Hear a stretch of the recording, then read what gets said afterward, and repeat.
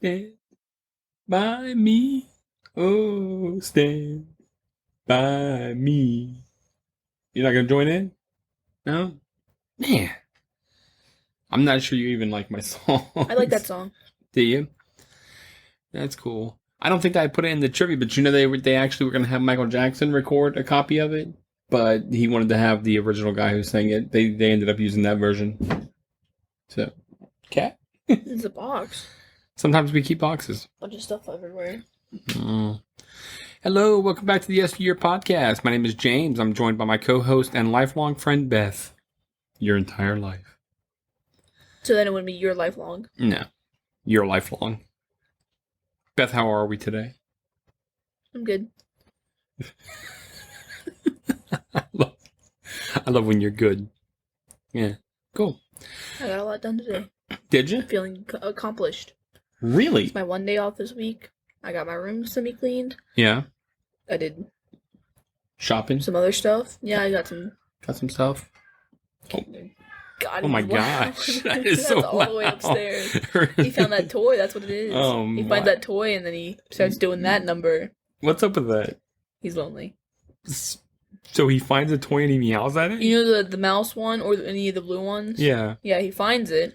Yeah. Because we hide them so that he doesn't find them. Yeah. But he manages to find them every time. Yeah. And when he finds them, he brings them out into the hallway and sits right in front of the hallway, but right in front of the kitchen. Yeah. And does that number. And then we open the door and he's just sitting there. You know, shut up. So loud. He is. It's so Makes you loud. think, like, is he dying? First time I heard that, I called and I was like, what the hell? I mean, what's up with that? I don't know.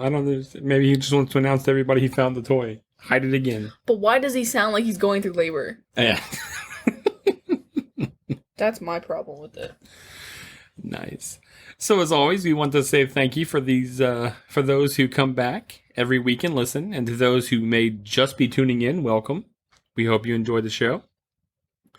All right, Miss Bethlehem, we are reviewing a fantastic coming-of-age movie this week that you picked for the most part. We're going to be talking about Stand By Me. So, Beth, this movie really makes you look back and reflect on your childhood, perhaps fond memories you may or may not have. I don't know. I know when you think about your childhood, sometimes you're sad. Wonder why that is. I don't know. I know that I had a gang of kids that I ran with, getting into all kinds of mischief and stuff. But times are different now with how childhood is, that it does not seem to be the same. I know that in the past you've talked about your bros in middle school and kind of had a crew that you hung with in high school as well. But do you feel that you had a camaraderie that is portrayed in this movie? So, 12-year-olds, you're in the 7th grade. Yes. I had this. I didn't have where we were getting... I mean, growing up, we lived in a neighborhood where literally every house next to us had kids, you know? So we would go out and we'd do stuff with those kids. But when we moved here, we're not like that now. I mean, not really, you know? So my kid friends, my bros, there was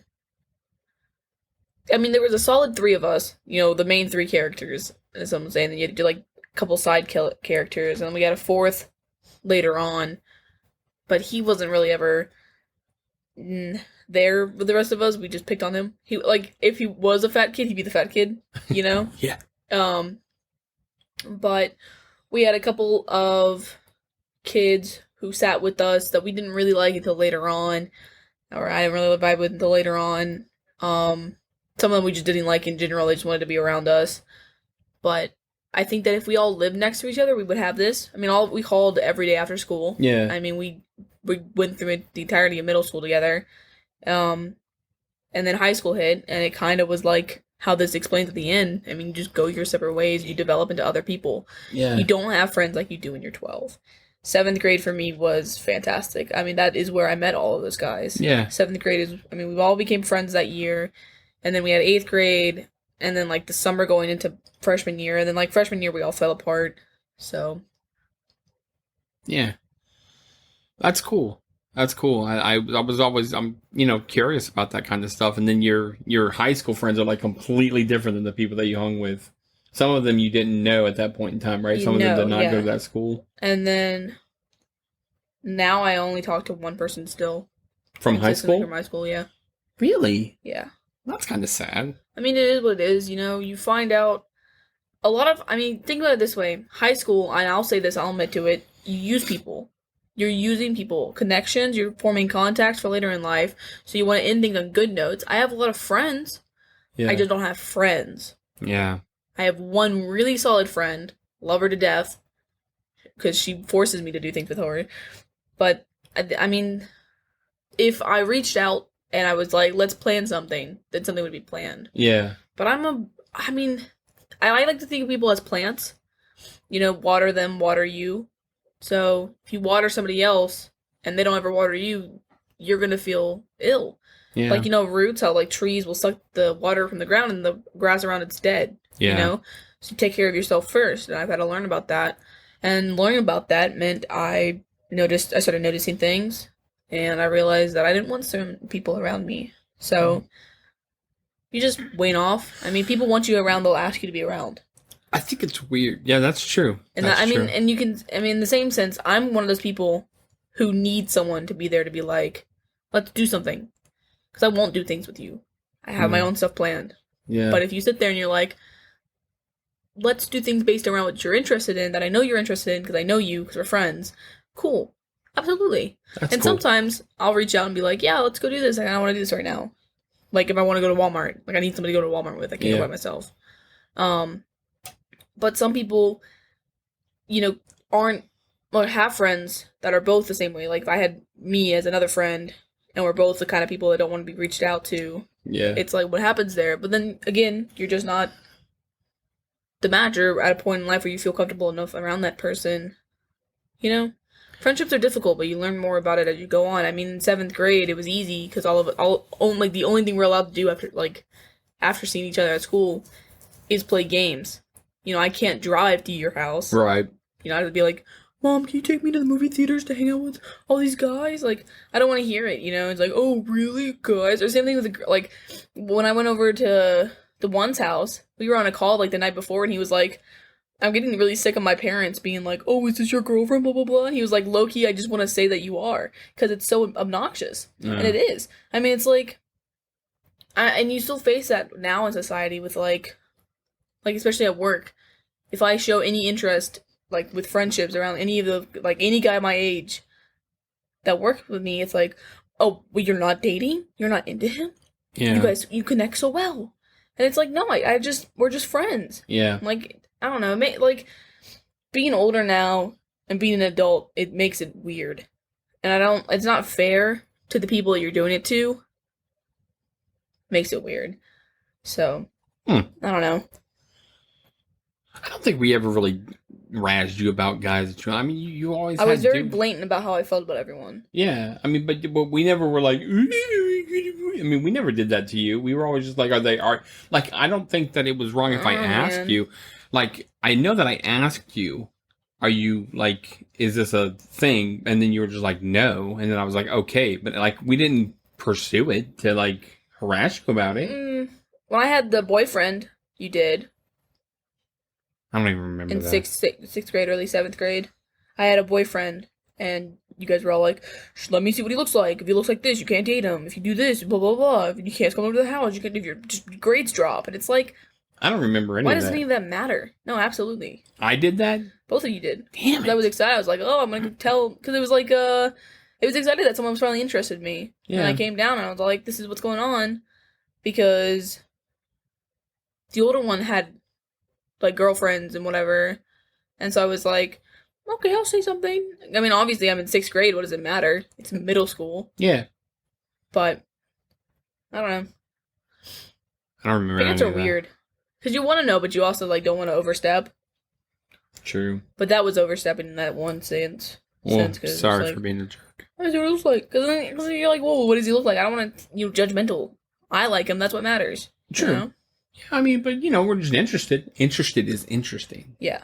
But if I show you something, like, I mean, with art, take it this way. If I paint something. Yeah. And to me, I think I really like it.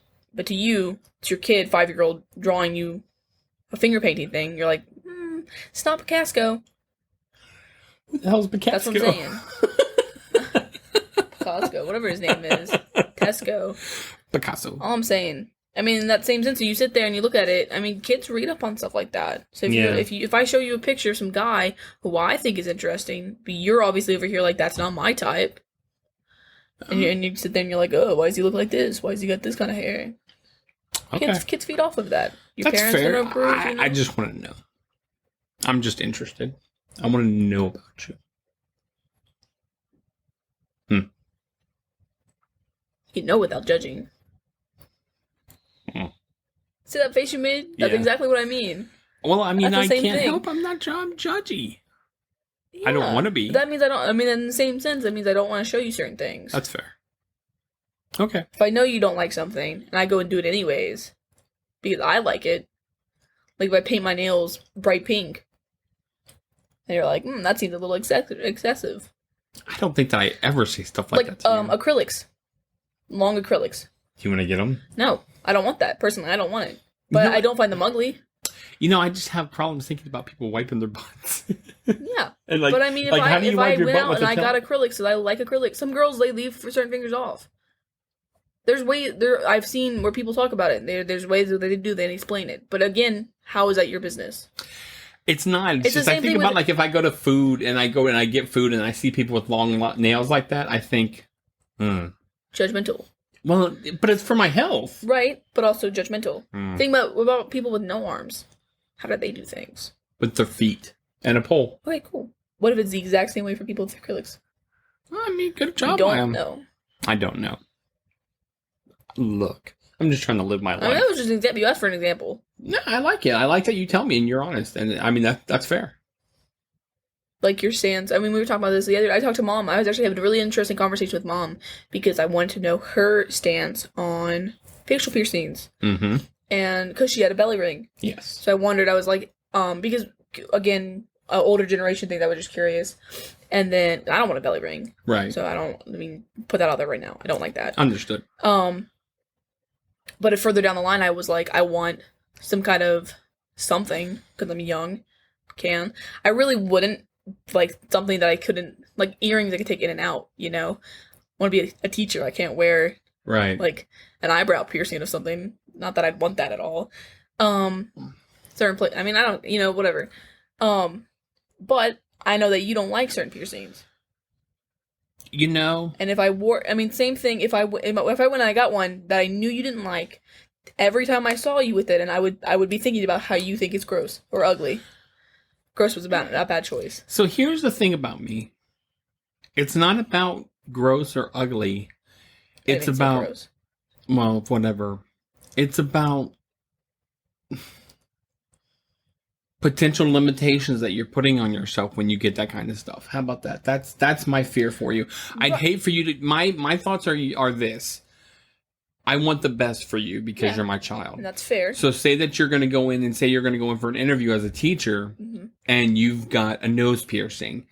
Is that the first thing that the person that's interviewing you is going to see? And all of a sudden, even if it's, what do they call that? Unconsciously judgmental. Like if they see that and first impression, and that, so that's my fear for you, is that you put that stuff on your face and and then people automatically assume something about you, like having a whole bunch of tattoos on your arms and stuff like that. People see and they're like, oh, that's my fear, and I don't want that for you. So I guess by proxy, but two things I'm doing that to you, but at the same time, I don't have any judgment 3 things at you for having that. 1, you can always take them out. Some piercings you can take out. 2, I'm the kind of person that would get any of that kind of stuff on my face like that. Like stuff that you can't take out. Like my friend Katie, she got a stud sophomore year. Yeah. She can take that out now. Donovan has lots of piercings he can take out. Yeah. I do not want anything like that where it's like I can take it out, like bridge ones or the ones in the eyebrow or whatever. Yeah. Because again, want to be a teacher. I know myself. I know what's up. Right. 3, you've expressed your opinions on different things like that. Like, people with septum rings. You think they look like bulls. Septum rings. The ones that go through. Yeah. They look like bulls. Yeah. Well, that's if I got one of those, I wouldn't want to think about that every time I saw you. But I mean, have you ever seen a bull with it? With the ring in their nose? Yeah. So that's what I think of. That's not my fault. I think of the Bugs Bunny bull. Right, but it feels like an insult. Well, I can't help what I think of. I mean, that's just what I think of. But do you mean it as an insult? No. That didn't sound sure. And you didn't look me in the eye when you said it. You looked off and said, no, kind of. Well, I don't mean it as an insult per se. I just mean that's... I think that's what you look like. If you want to look like a bull, then get a nose piercing. See? And that's my deal. So if I went and I got something, I got that done. Yeah. And every time I had it around you, that's all I'm going to be thinking about with you. Dad thinks I look like a bull. And that doesn't feel fair. Yeah. Huh. God, you guys take so much to heart. Is that wrong? If you got something done, like if you went and you got a tattoo, and every time I saw it, I was like, that's ugly. Yeah. When you're around me, are you not going to think that's ugly? Say that again, I'll leave. What? Mouth that again, and I will leave. No, you made me think of you're acting like you made me think. Okay, because I will leave. I will leave. No, I would not. But that's a reasonable psychological thing. If I looked at you and I said, I think that this freckle on your hand is ugly. Yeah. Subconsciously or randomly, I mean, this could just be me. I don't know. I think it's just. But you're gonna think. I mean, I would think every time I'm around this person, you don't like this freckle. Yeah.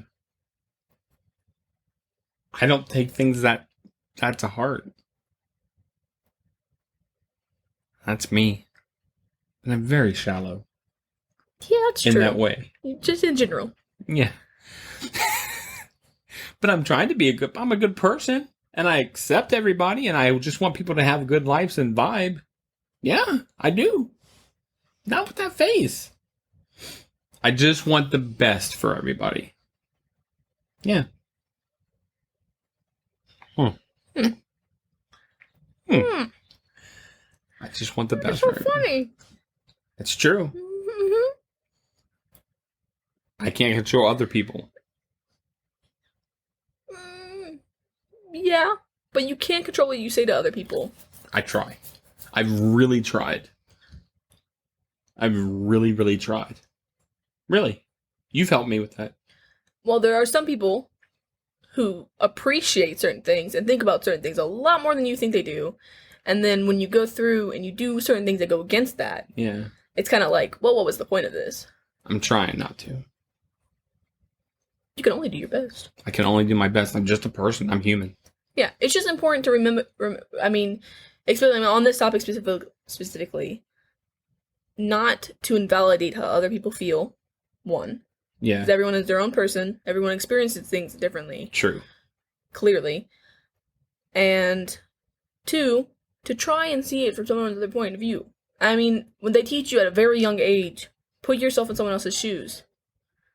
Life is hard enough, as it is, to have where you can't turn to anybody, or the people that you thought you could turn to can't. Yeah. And it's rough. It is. So I was talking about this the other day to someone. If I say, there's a line between, I think, stubbornness and then just how someone feels. Because we can talk, and I can be like, well, I think that the color blue is better than the color red. That's an opinion. I can be like,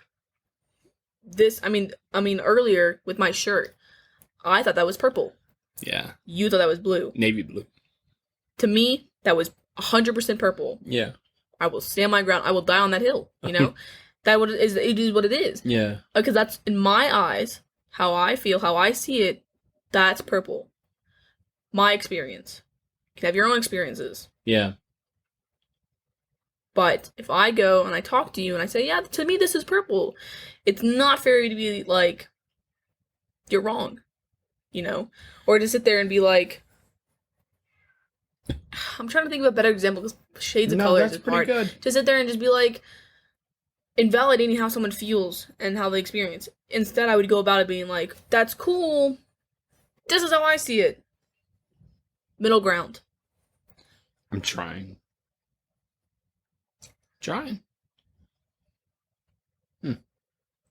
So, Society. society. You know what you don't have to worry about when you're 12? Society. Complex feelings. No, everything is not really complex at that point in time. But it's fun to talk about. I like being able to, because that was something I struggled with a lot in middle school, and especially being a girl in a group of all guys, being so emotional and not really having words for those emotions. Yeah. And now I do. Now I can sit and tell you pretty much exactly how I feel for the And most you part. do. Yeah. Because it's not fair to you. I mean, think it's the same way of being like how teachers will tell you to like ask questions because there's more than likely somebody else who feels the exact same way or has the same question. So I like to be evident about how I feel, and I've gotten a lot of compliments on it because people take it and it's like, wow, cool. This hurts a little bit, but I'm glad you told me. Yeah. I mean, it's the same way with friendship. I mean, the same thing to circle back around. If I decide I don't want to be around someone because I feel a certain way, it would not be fair of me to sit there and not tell them that.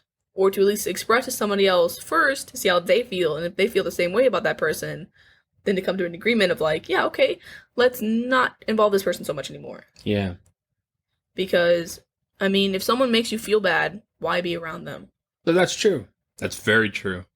I mean, I had a conversation with my boss at work yesterday, actually, where I said I've come to the realization recently, because it was within the last couple of months, where I've decided that why go to work knowing that I don't like some of the people there and feel miserable because I don't like them, instead of going and trying to just tolerate them or be around them and just talk to them, you know? Yeah. And it changed everything.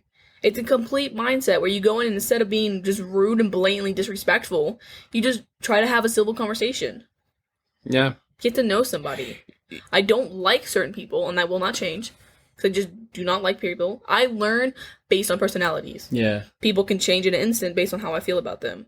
That's why, like, when it's a funny a metaphor is, like, when a group of people are showing, like a girl is trying to show everyone their crush, and all the other girls are like, he's ugly. Yeah. But to her, she's gotten to know him. Yeah. She's gotten to like understand him. She sees him differently. It's the same way with me. So, in that sense, like, certain people that I liked for a long time and got to know them better over like a couple reasons, I can't stand them anymore. Wow. So, it's a mindset thing.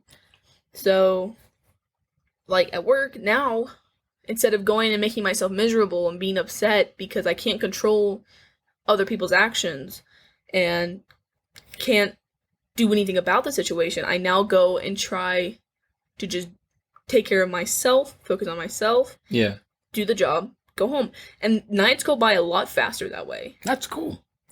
You know, what's really funny to kind of coattail on that is having switched from what I was doing into the position to where I am now with what I'm doing is night and day.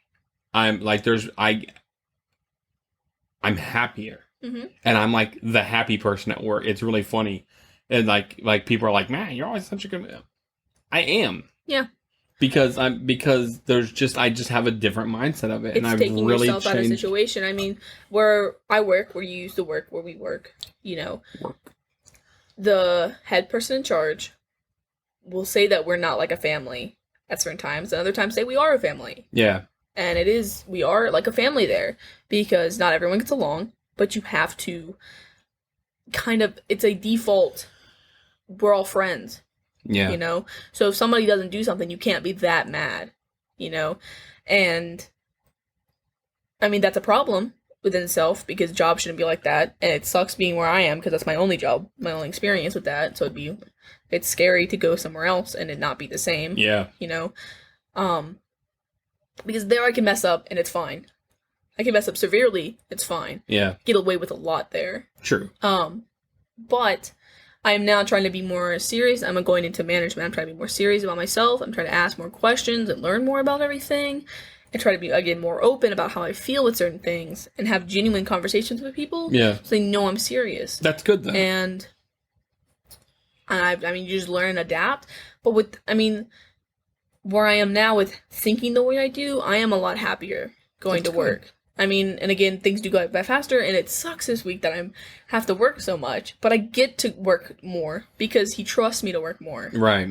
I mean, another coworker was like, "Why can't I work and have more hours?" And he was talking to him, and was like, "Bro, she's working this week the same amount of hours that you work typically.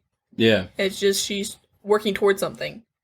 I'm working towards a privilege that I get to do based on having the money to be able to do it." Yeah. I mean, and even in itself, it's a choice that I'm making, that I could either take this money and go on this trip that I want to, or I could take this money and get a laptop, you know? And that's what it is, but I really want this trip. Yeah. I mean, it's a mentality thing over anything else. Now, if I don't take this trip, I will not have the chance for another year. Or winter. But I wanted to go visit your parents in the winter, like I did last year. That's nice. Yeah, we talked about it last time when I was there, that we were gonna do it flipped, that I was gonna stay with your sisters, and do it the other way, so it was easier on everybody, because they have that extra room. Yeah, the Jody room. The Jody room, yeah. That's what they call it, Jody's bedroom. I'm still waiting for my key. They told me I was gonna get a key to the house. Hasn't come in the mail yet. Still upset. Hold your breath. I'm holding. We are on a line. But, I don't know. Well, that's very cool, man. I've been trying to do... my friend and I were working on puzzles. Yeah. I'm trying to learn to be more patient through puzzles. But it's really fun to complete a puzzle. This is the first... And the next one... This was a 200 piece. The next one we're doing is a 500 piece. And we're just going to work up, I think. But I picked this one out, so I think that maybe I'll get to keep it. But my friend and I, we like to joke, and we like to say that, hypothetically, we have an apartment together.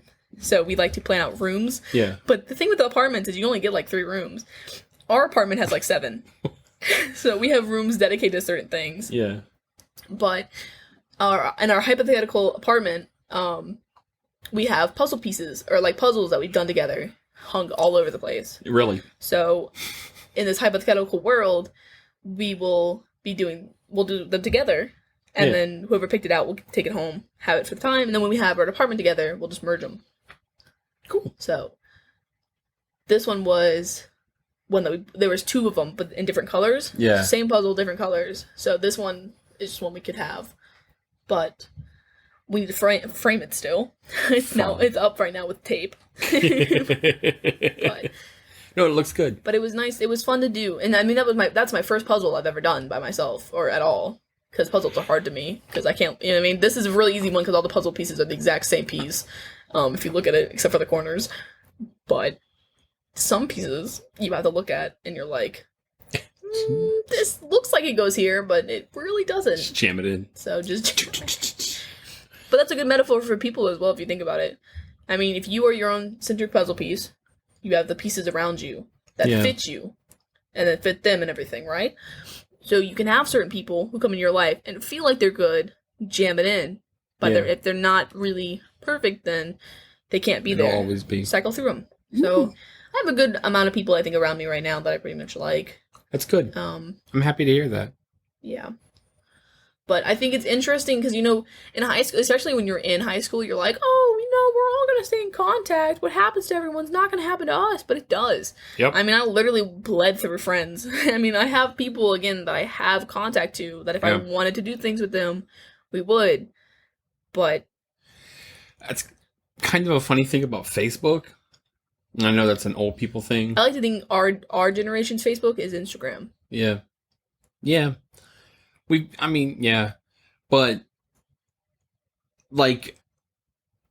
90% of the people on my Facebook, if I didn't have Facebook, I wouldn't be in touch and contact with them and stuff like that. I really wouldn't. I mean, and it's not because I don't like them, and it's not because I'm not interested. It's just that's how I am. Puzzle pieces. Yeah. I mean, think of looking at this one here. Okay. I have a small puzzle. Hey, it works. 200 pieces. If you're the puzzle piece in the middle, okay, you have, it's like a 3x3 on each side of you, right? Yeah. You have only 4 puzzle pieces touching you, really. 4 set people. I mean, you have 4 people in your life that you can be like, those are the people that I'm having around me, Yeah. Right. So then you have the people that are, in the dial, sideways to them, where you're like, yeah, I would consider you a good friend, but you're not my best friend. Same idea. Then you have people who are far away from you, where you're like, I like this person, but I don't know them well enough, or I don't really care enough to be like, I want to get to know you more, Yeah. or let's hang out more. Life is literally a puzzle, you know? Yeah. I mean, I can look at this and I can think of like my one friend, the one who I did this with. She's one of my pieces. That girl loves me. Yeah. You know, she understands me. I've been friends with her since middle school. She's one of my puzzle pieces. Even if I wanted to distance myself from her, she literally does not let me. So, she's one of them, for sure. But I've had where I've been like, yeah, you're one of them, and then that person leaves. Yeah. I mean, out of that group of boys from middle school, I mean, one of them had graduated early, who we didn't even talk to after, like, freshman year, because he was horrible. And then another one completely changed once high school started, because he met his own group of friends, who he was more himself around. Right. And then the other one was just, he's a loner. He doesn't like to be around people. Feels. He's the same. I mean, that's the exact same situation where if I'm like, I don't want to, if I need someone to contact me, he's the same way. I mean, at graduation, he literally was like, we all need to hang out soon. And we haven't. Right. It's a timing thing. I mean, you also have where people don't need jobs because their parents do things for them. But, I mean, he was a really big part of my middle school life. And now we don't talk. It's weird, huh? But he's someone that I know that if I went and needed to talk to someone, he's there. Right. He's one of the ones that would stay on the board, but he'd be a further out piece. Deep. Layers. I love people. I think to love, like, loving, being like, I love you, is such a bland. I hate saying stuff like that just genuinely. I mean, just generically, because it takes from the meaning. Like, I love that kid. Yeah. He is someone who affected my life deeply for a long period of time. It's not romantic love, right, but it's love. He's someone who matters a lot to me. I understand. I love my friend who she takes care of me. Yeah. You know? But I mean, like, with family, you're forced into a household. You know, like, say you're the youngest. You're forced into a household that you didn't choose, whatever, with a bunch of people that you've never met before, and that you grow up with. And yeah, I have memories with these people, but I have to love this person, you know? Because some people hate their siblings or hate their parents.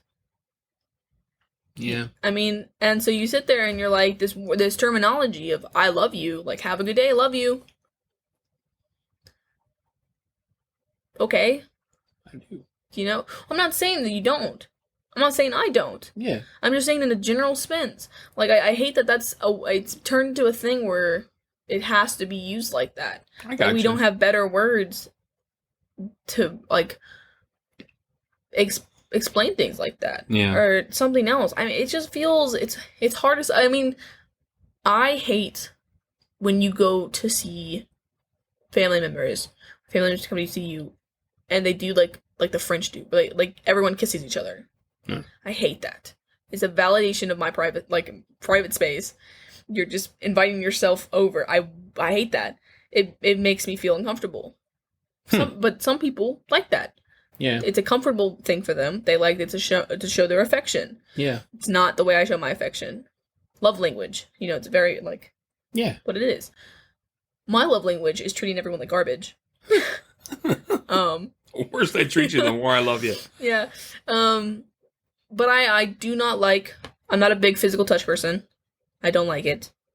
But some people do. I like giving gifts. But I'm not a big receiver. I don't like receiving gifts because I'm a people pleaser. I like making everyone else feel good, but I hate surprises. If you know me, I hate surprises. I hate when people tell me things that they're getting for somebody else and then I can't tell that person because I hate surprises.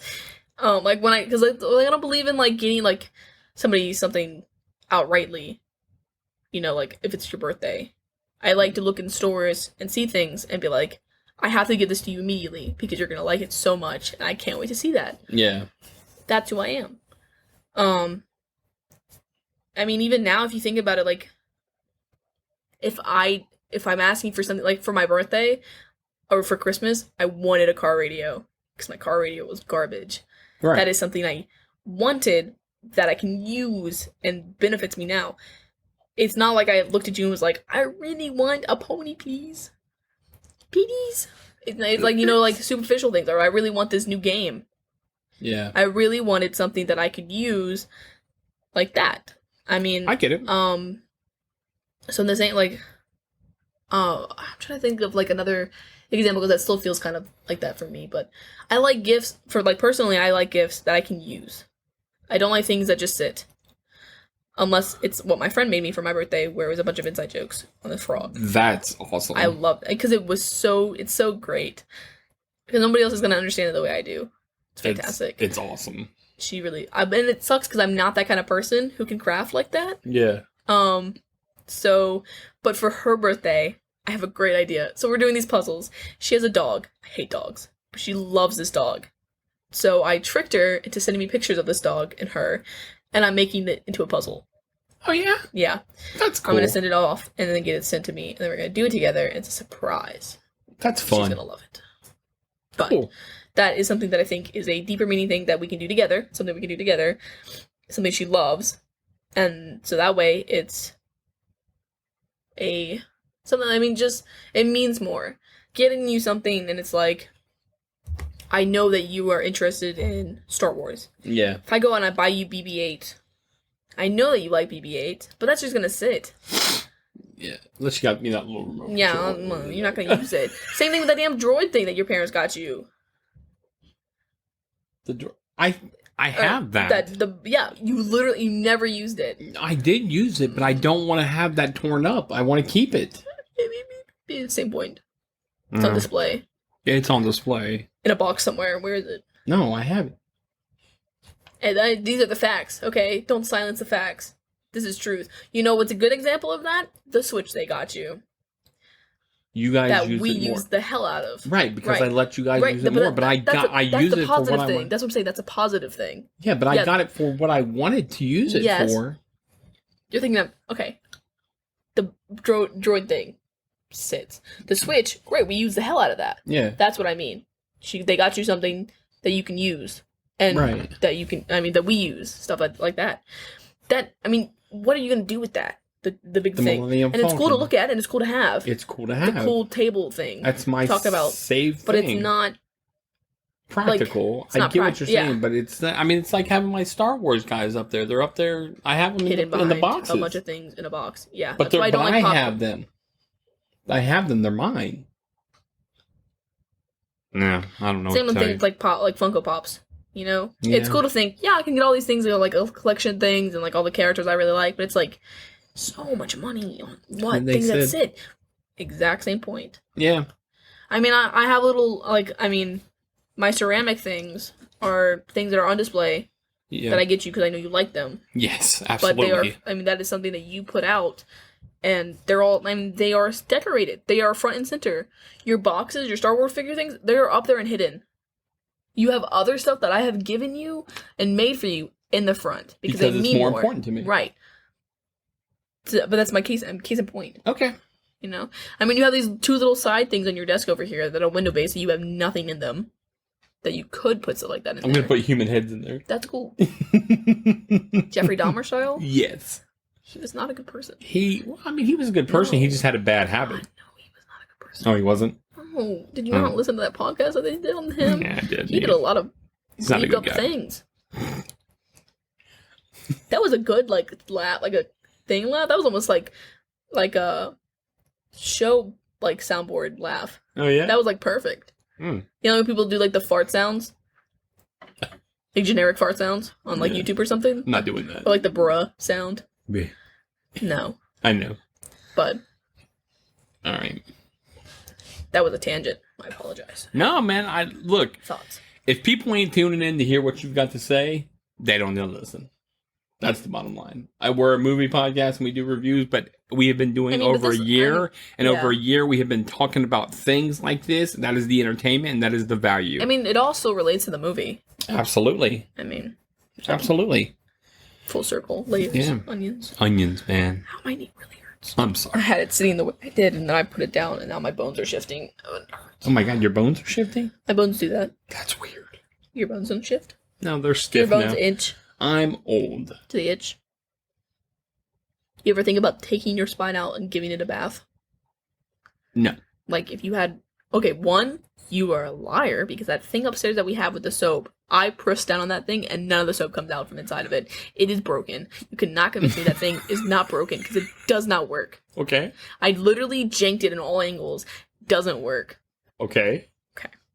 So one. Yeah. But two. Yeah. Taking that, like, brush, the bristles and everything, and, like, washing your spine. Like, I bet that feels amazing. I bet it probably would. Did I ever tell you about the time that I was getting a spinal tap? And they keep you awake?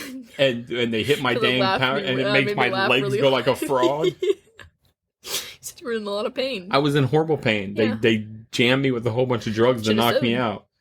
Could have sued, probably. I don't know why they had... I think they just wanted me to wake just to torture me. Two things. Because now they're on my mind, and if I don't tell you now, I will forget. Okay. How did I get the scratch on my car? On, like, the really big one on the side? Like, the big gash? You're looking at me like it was my fault, but it was definitely... Oh, on the passenger side? When we bought it, it was there. Oh. Where the doors jammed in? Mm-hmm. Yeah, that was purchased like I always... You get a good discount for that? We did. Yeah, I always tell everyone that's because of the bus. So, because I never know what to say, but it feels reasonable now. That's fair. Bus. Two.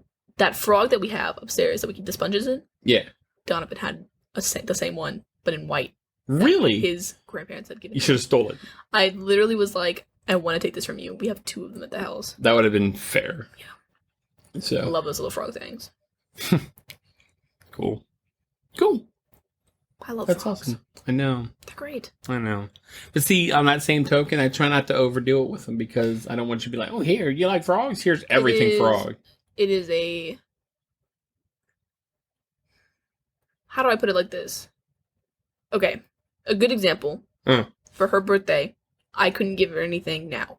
The puzzle thing will be a future thing because I don't have the money to spend on it. Right. But I had these little, like, party favor frogs that I got in, like, elementary school. I had two of them. A yellow one and a purple one. Yeah.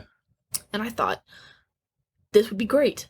Because they're something I've had for a really long time. They mean a lot to me. And I showed up at her house and I said, I do not have anything to offer you. Because she already knew that I wasn't spending any money because I didn't have it. Which was what it is. I mean, we had a good day regardless. And I did end up spending a lot of money. Because we went to Five Below. But, I presented the frogs and I said, I will let you choose which one you want, but here's the story behind them. This is why they matter too much. And she loved it. Fascinated by it. I mean, I have one in my car and she keeps one in her car. That's a great story. Yeah, driving your car, by the way, I feel like a Fruit Loop. I feel like a freak. It's so decorated. It makes me nervous. Some people, I saw a video where somebody was talking about their car because if it looks like a girl drives it. A girl drives it.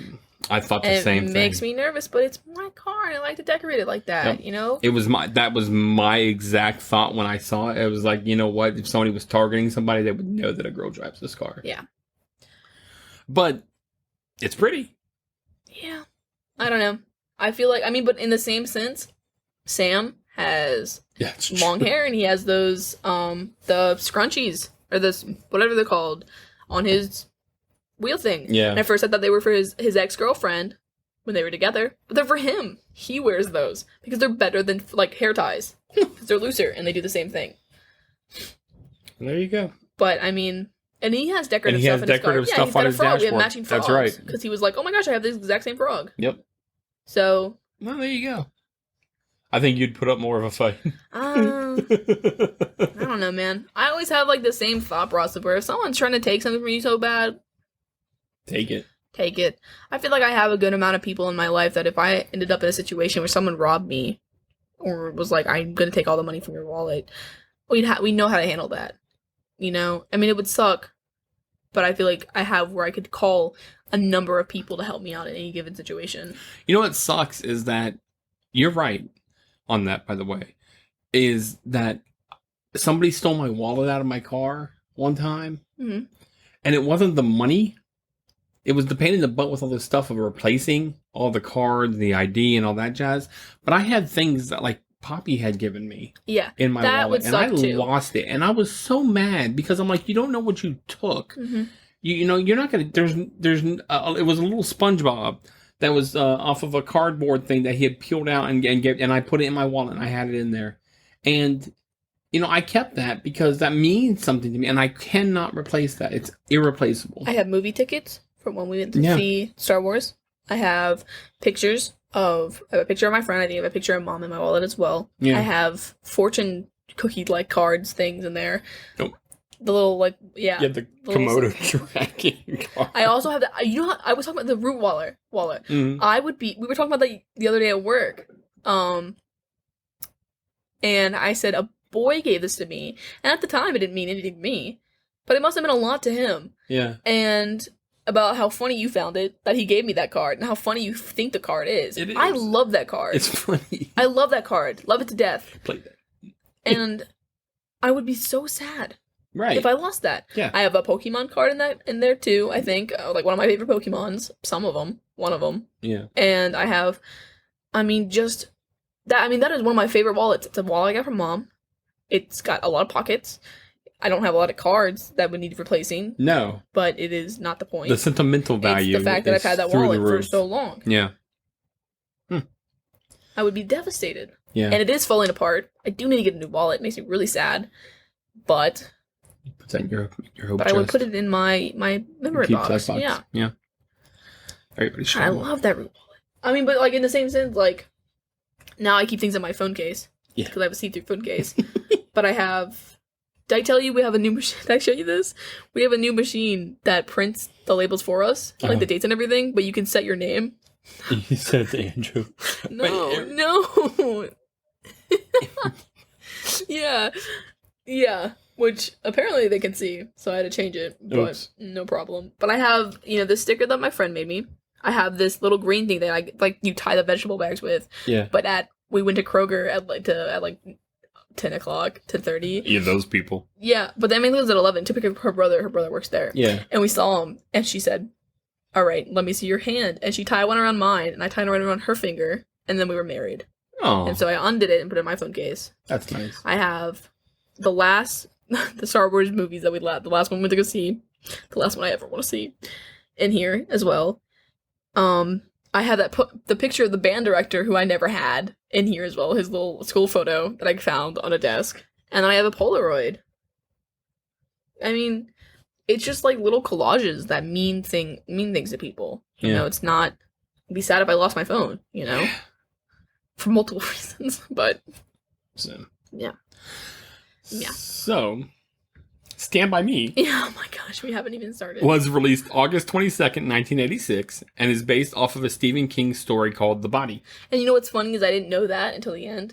But it did give me really big, It vibes with how the kids are developing and going on an adventure and going through, and getting dirty by rivers and stuff. That's cool. So, it's an adventure drama that follows the story of 4 12-year-old boys in the summer of 1959 who go to look for a dead body.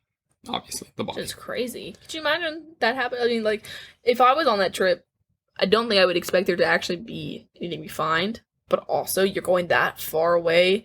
I want to find something. Yeah. But that bond that you, have going through that, especially everything they go through. And I think, so, I'm glad we had a really long intro because I feel like this is one of the movies that you're not going to have a lot to say on. You're going to tell it. And there's, a little pieces that you can pick out. But the main thing to take away from this movie is the experience. Yeah. I mean, because if you look at this movie from a very bland point of view, you are given an objective. It's pretty much a quest that these boys go on. Objective, despite it, you have where they're going to find something, And then you have their enemies, the older boys, who are also trying to find the same thing, but not until halfway through the movie. Right. So it doesn't even matter. So you're focusing on this entire time as the viewer, these boys' relationships. I could not tell you their names. Okay. I just wasn't paying attention to that. And they say everything so fast, and it wasn't to a point where it's this is who you are. This is who you are. Yeah. If you showed me names, I could probably... I know some of them because of what happens at the end. It was sad. Yeah. But throughout, until that point, whatever. But it is not the point. Their names don't matter. It's their relationships, how they respond to each other, what they experience that matters. Because that is prime 12-year-old boys. Yeah. It is literally sitting there and watching, like, things develop. Having your friend, especially with boys, having your friend sit down and break down next to you, or having everyone else be asleep, and this kid wakes up from a nightmare, and he's clearly distressed, and you're able to sit there and respond well to it, good for you. Yeah. Good on you. That is great. Yeah. Had it not been him, but the other one... Yeah. Man, poor kid would have been made fun of, you know? Yep. It is so cool to be able to, like, sit there and relive that kind of thing, because, like, it's the whole life thing. When you grow up, you learn more, you know? Yeah. And, it's easier to sit there, and, not for everyone, because some kids had to, like, grow up really young. But to be able to sit there and experience things with just no full, like, cognitive idea of what's really happening is crazy. I don't know if I say it in here. I know that I was thinking when I was reading. It's amazing to me, and you forget, these are kids that are doing this acting. They're just kids, man. I think some were 11 when they were doing it. I think Jerry O'Connell was 11 and stuff like that. They were able to convey character and emotion at that age. There's people that are older that are in movies, and you watching dramas, and they're trying to act and stuff like that, and you're like, ugh, they're not even convincing. These are kids, and they're doing this well. Thinking about it like this. Let me think of The Good Son a little bit. Kids are really complex. Yeah. And while they don't understand the bigger picture, they do understand things. Yeah. Like, I am really good at explaining things thoroughly and with detail. Always have been. If I wanted to major in English, I could. I could become an author if I wanted to. I had that option. I had teachers tell me that was an option. Yeah. Multiple times. I can do that. And most kids, if they have where their teachers develop that for them, can do it. A lot of kids don't want to read. A lot of kids don't want to write, you know? But kids, can express things. When you get older, you forget things. You forget how some things feel. Time heals. Time just makes it so you forget how it felt in that moment. You know? So it's same way when people die in the moment versus really feeling things over a period of time, and then you forget. People don't show up so often in your mind, you know? And it is that same way. Where you are now, like, I can remember a big thing for me growing up for a while, like, especially because it feels like there was an expectation because you told me stories of when you were growing up and your friends in school. Because I would come to you and I would tell you about things happening with my guy friends and, like, blah, blah, blah, blah, blah. And you'd be like, well, this and this and this. That stuck with me. You might not think about that, but I think about that a lot. I can literally picture how that went down. But sitting here now, you might just now be remembering that, or just now be thinking about that again, and you can't even remember what you told me. I remember that. I'm still at the point where I'm young enough to remember that, you know? And it's not really like an age forgets thing, but, it's not caring so much when you get older. And so with acting, especially, you forget how to feel things. You forget how to stop and smell the roses, to per se, you know? Yeah. To really experience and convey something. I could act, I think, if I wanted to. I'm good at making things feel or be a certain way, but I don't have the facial expressions for that, I think. I have the words for it. I could script. Yeah. I don't want a script. Yeah. It's boring. And I think it's hard. Because imagine my thing with that, if I were to be somebody who screenplays, writes, and you have actors who do improv. Yeah. Feels like an insult. Just type it. I understand being able to improv. And that's cool, and some people appreciate it.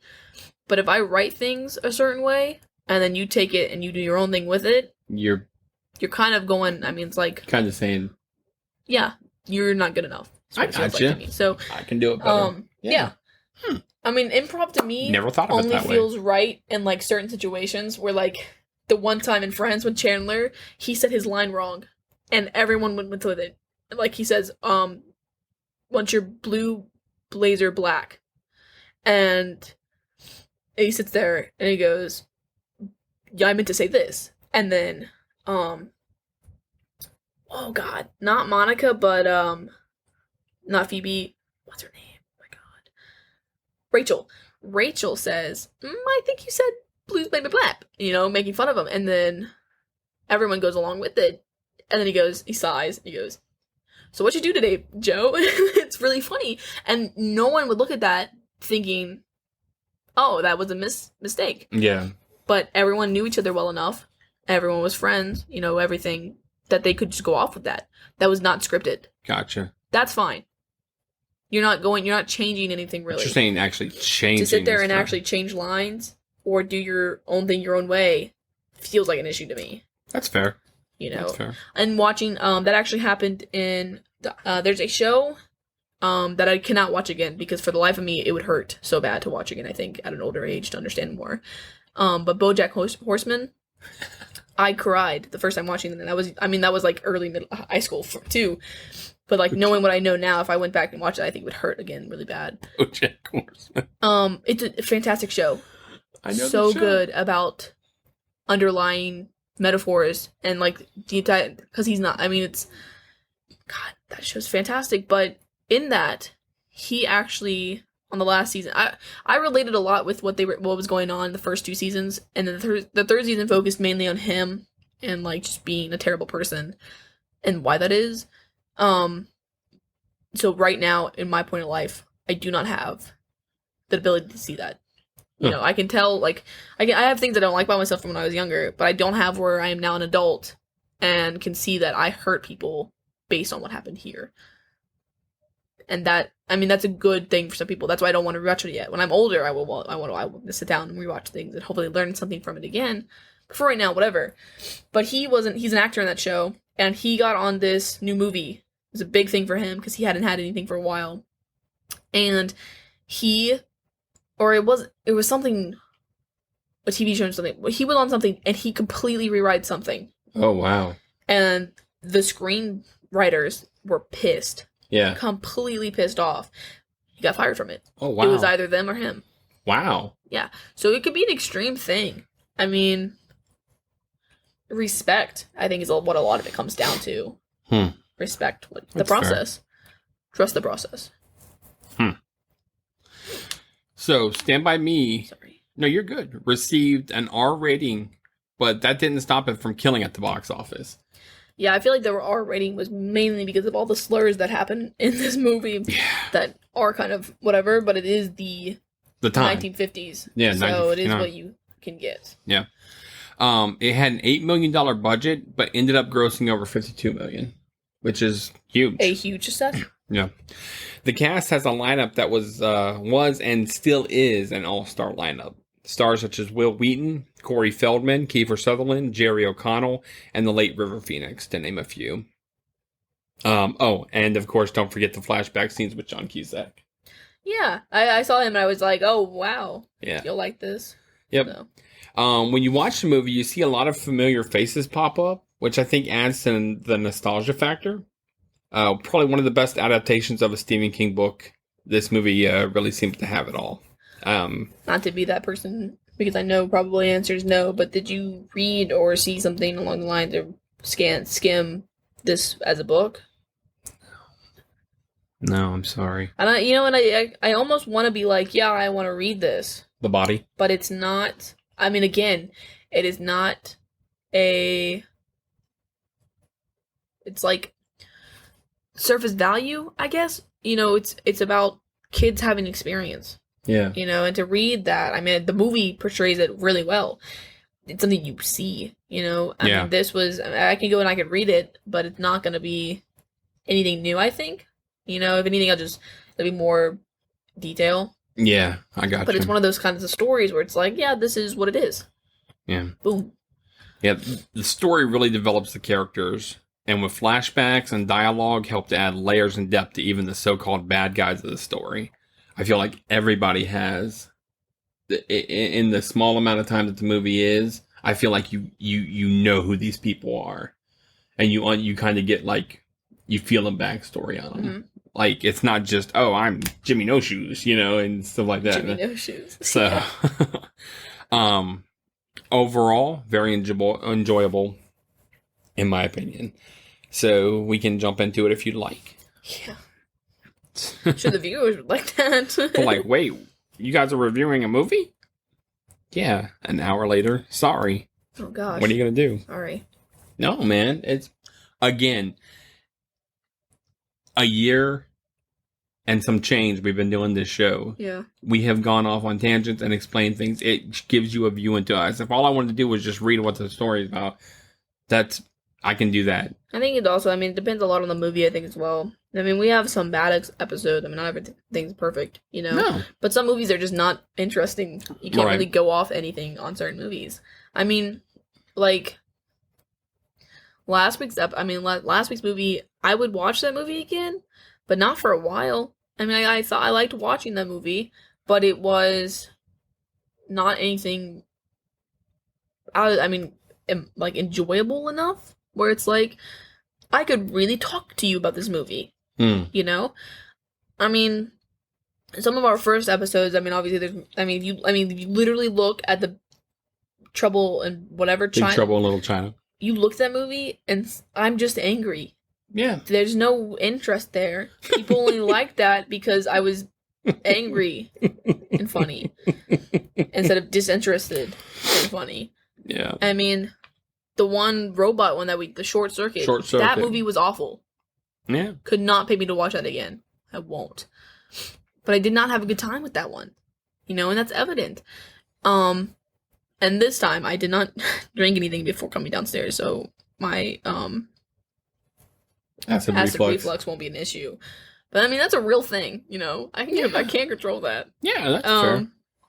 But I try. Again, think about it like this. This is my one day off this week. Mm. This is how I decide to spend it. And I appreciate it. And I got a lot done today.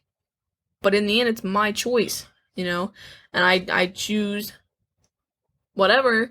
I wanted to watch this movie. I was excited to see this movie. I like this movie. Yeah. It's got a lot of good details to it. It's got a lot of layers. You can talk about that. Mm. Some movies just don't have that. Don't have the essence. You can't talk about anything like that. You want to see where we have generational differences. Yeah. Here it is. Yeah.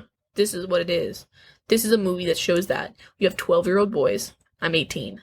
Yeah. Recently turned 18. It's not like it's been a couple of years and I'm 18. You're 40-something. I was once a 12-year-old boy. Yeah.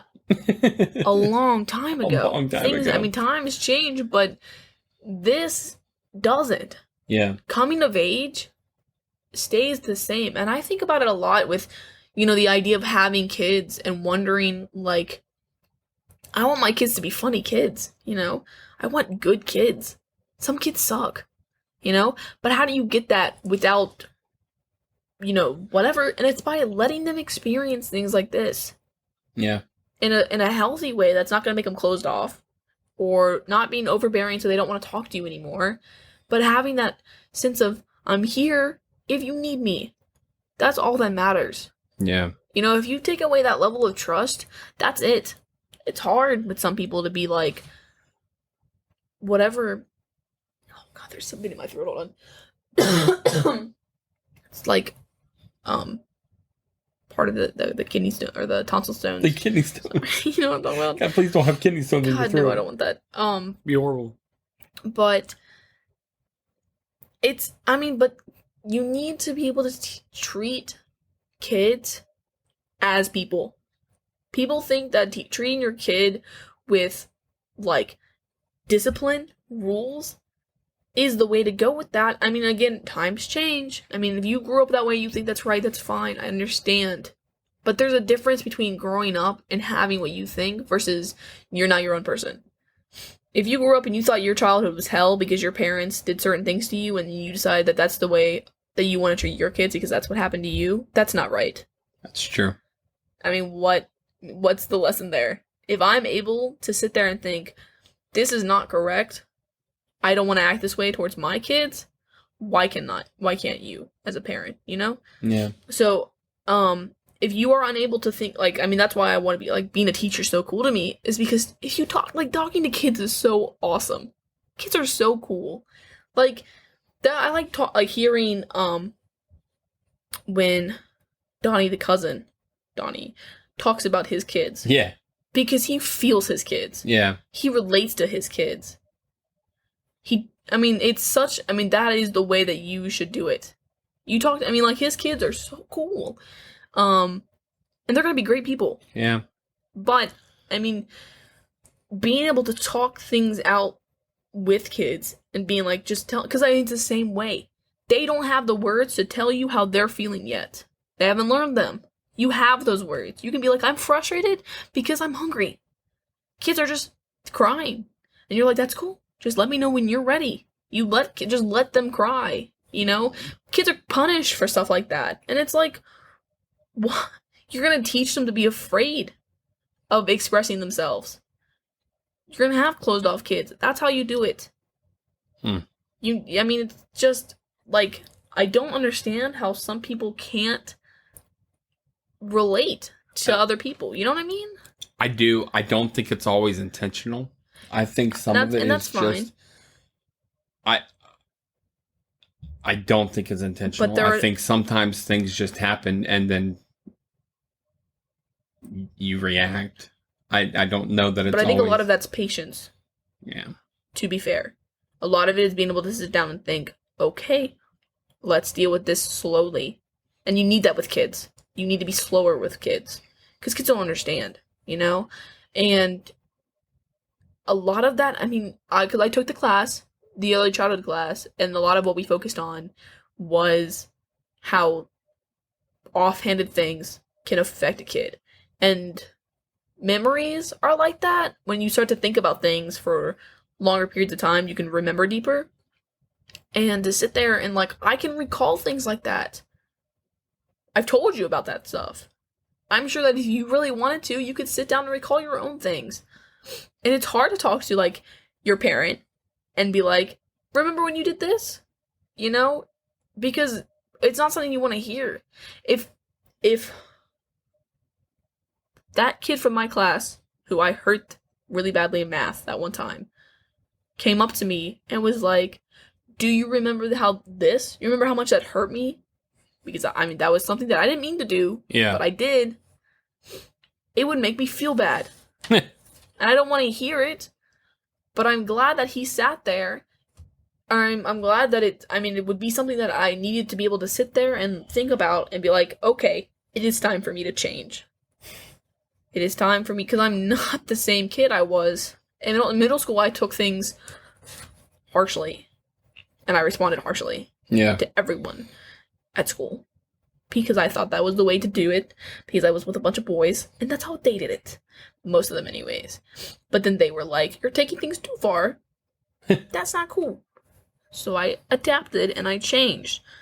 I was able to do that because I understood to do that. Some kids don't.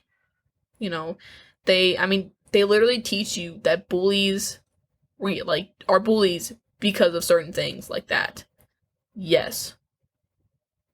It is because of certain things that happened when you're growing up, the things you are taught by your parents, by people around you, other adults around you, teachers. I had crap teachers for a little while growing up. And there were only like 4 or 5 that I really ever liked. You know? Not enough good patient teachers. You have to be patient with kids. Yeah. It is, especially then as a teacher, if you develop that moment of being like, I understand you, I hear you, boom. That kid will trust you. You now have where if someone is really like, they was like, oh, talk to your teachers, you're being bullied. No. You know, right. I don't trust this person. This is an adult. What if they literally come at me and they're like, suck it up? Damn.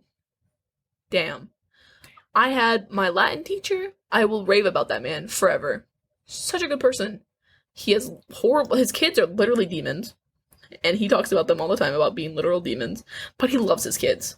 All right. Those are his kids. He talks about his wife like he doesn't deserve her. And it's amazing. He's always like, my wife's too good for me. She's so smart. She's like, because she's a lawyer. Yeah. But he talks to you like a person, not like you're a 15, 16-year-old kid. He didn't talk at you. He talks to you. Yeah. He understands you. And when I first had him was my sophomore year, and I was in a culinary school the second year, I would bring him things from the class. Yeah. And he'd be like, hell yeah, it's time to eat, What'd you bring me today? What'd you do today? And I looked forward to that. This is someone who remembered things. Or, like, because I literally only took Latin again for him. But I took it again the next year, and that next year, my junior year, he talked to me about things that we had talked about sophomore year. That's cool. Instead of going to lunch with everybody else, a couple of us would stay and talk to him. And then just be like, yeah, this is what it is. That man changed grades for me. Nice. He was one of those teachers. He was great. He worked with you. All he asked for was the ability to want to learn. That's cool. So I think with this, if you think about his dad, ignores him because he's not good enough. Ignores him because he's nothing compared to his older brother. Yep. In the same regards. Your kids are not duplicates of each other. You have where this kid is interested in writing, clearly, and another kid who's interested in sports, who literally is trying to tell you, hey, Dad, this is not me. This is not younger me. Right. Look what he did today. Look what he wrote. It was so good. Yep. And instead the dad reflects and is all like, literally, who cares? Yeah. And that's horrible. Yeah. And that poor kid, as you can see, took it to face value. It upset him. He was having nightmares about it. Yeah. And that's a real thing. Yep. Yep. It's crazy. Kids are super complex, but you're making people. You are literally a butterfly affecting these people. Every interaction you have with other people could be a core moment in their lives. It's very true.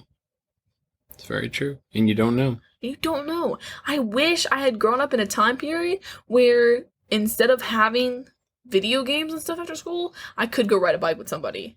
I did have that growing up for a little while, but not in the same sense.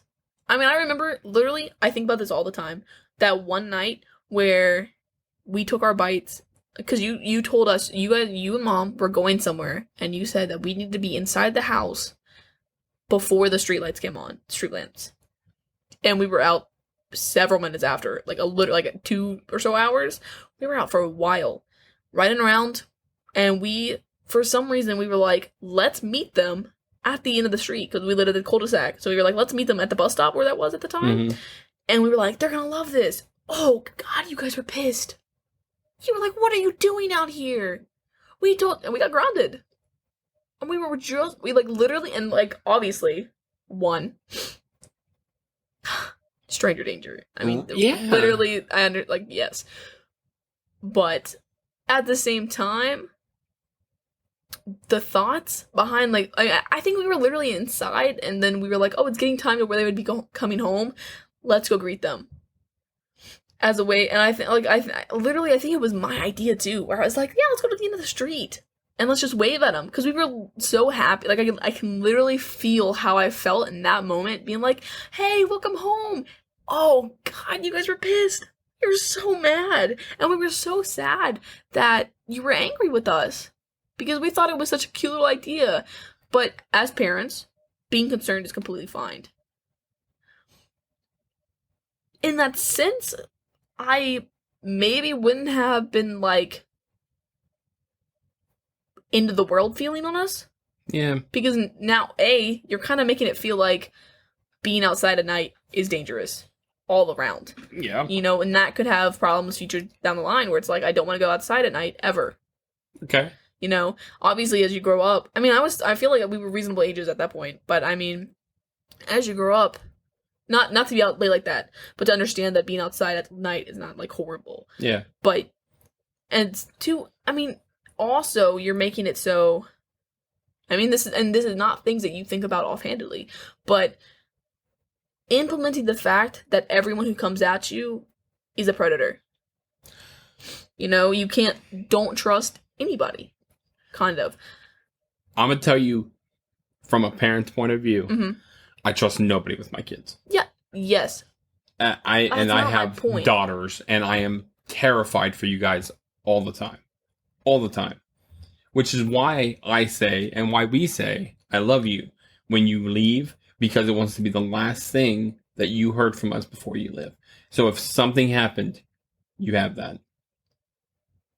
That is the reason why. Okay.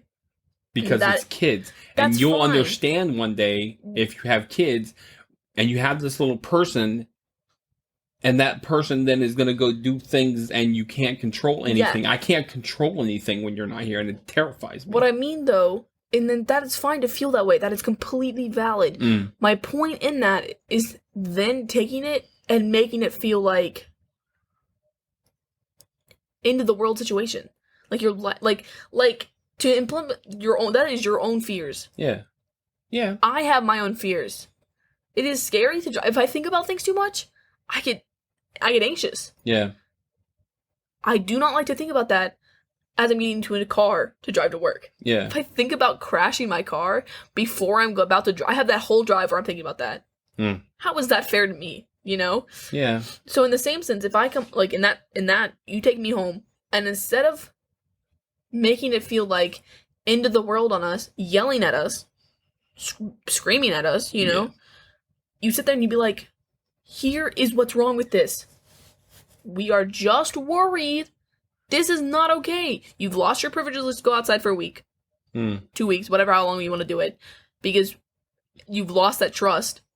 You know, earn trust back. 2, please, like, here's how I can somehow convey to this little person all of my fears into a small, condensed bubble so that they understand, hey, maybe it's not safe for me to be outside by my own, like, I'm not old enough, you know? Yeah. You are not old enough to be out by yourself, especially as a female. Yeah. That feels like the more proper way to do that. Because instead you're screaming at someone who is like 5 or 6, 7 or 8, 9 or 10. Yeah. Whatever. They're not going to hear any of that. All I'm hearing right now is crying. Yeah. How I'm crying. How I'm upset. How my siblings are upset. How we're all upset about how we're not going to be able to play outside anymore because we did something wrong when we were trying to do something nice. Yeah. And that is all that I'm trying to convey here. It is completely fine to feel that way. That is a parent. Well, it's really easy to sit back in the situation and say how you can do and put little things in little bubbles. And you made me think of Ponyo when you did that. Yeah. Yeah. But I know in the moment, but it's a practice it's terrifying, thing. It's scary, and you just want to convey to that kid, this is terrifying. But you screamed at us. And it's not just this one situation. Not you. Okay, sorry. Mom. I mean, you really want me to do stuff like that. Mom's form of yelling is screaming. I'm not hearing any of this. Yeah. You know? And it takes practice, but you're supposed to learn with your babies, you know? If you scream at a baby, how do you think the baby reacts? It cries. Yeah. Your baby's gonna start crying. You think as your kid gets older, I still cry. You know, I don't like talking about certain subjects because it makes me feel choked up, and then I start to cry even though I'm not sad. You know? It's just hard to talk about certain things. Yeah. And it's completely fine to sit there and be like, yes, in this moment I was scared. Why would you make us feel more like that? Look, man, all I can say is... you're not teaching me anything. And you're my kid and whatever, but parenting doesn't come with a book. Yeah. And so you do the best you can for the situation. Right. And you do what you think is right. And that it comes back full circle. How did your parents handle things when you did things wrong? Man, they were slack on me, man. Did they talk things through with you? Or did they scream at you, yell at you? They didn't do any of that. They just let you be? Yeah. I was really... Okay, but in that same sense, now you don't have any kind of mental thing and I think to stuff go like that of. Scares me. Yeah, but now the way that I was treated as a kid, if I go and I have kids, I now have the mental notice of being able to be like, I need to handle this situation like this. Yeah. Instead of like this. Well, fantastic. So we taught you something. Oh. God, that's horrible. Why would you think about it like that? I don't know. I'm trying to put a positive spin on it. That's not positive. No. You're basically saying that it's okay that you traumatized me. I didn't traumatize you. You're a happy kid. That's trauma. We're all traumatized. We're happy kids. No. I'm happy right now, to a degree. Happiness is subjective. Tomorrow, yesterday I had a horrible day. Yeah. Sunday I had a horrible day.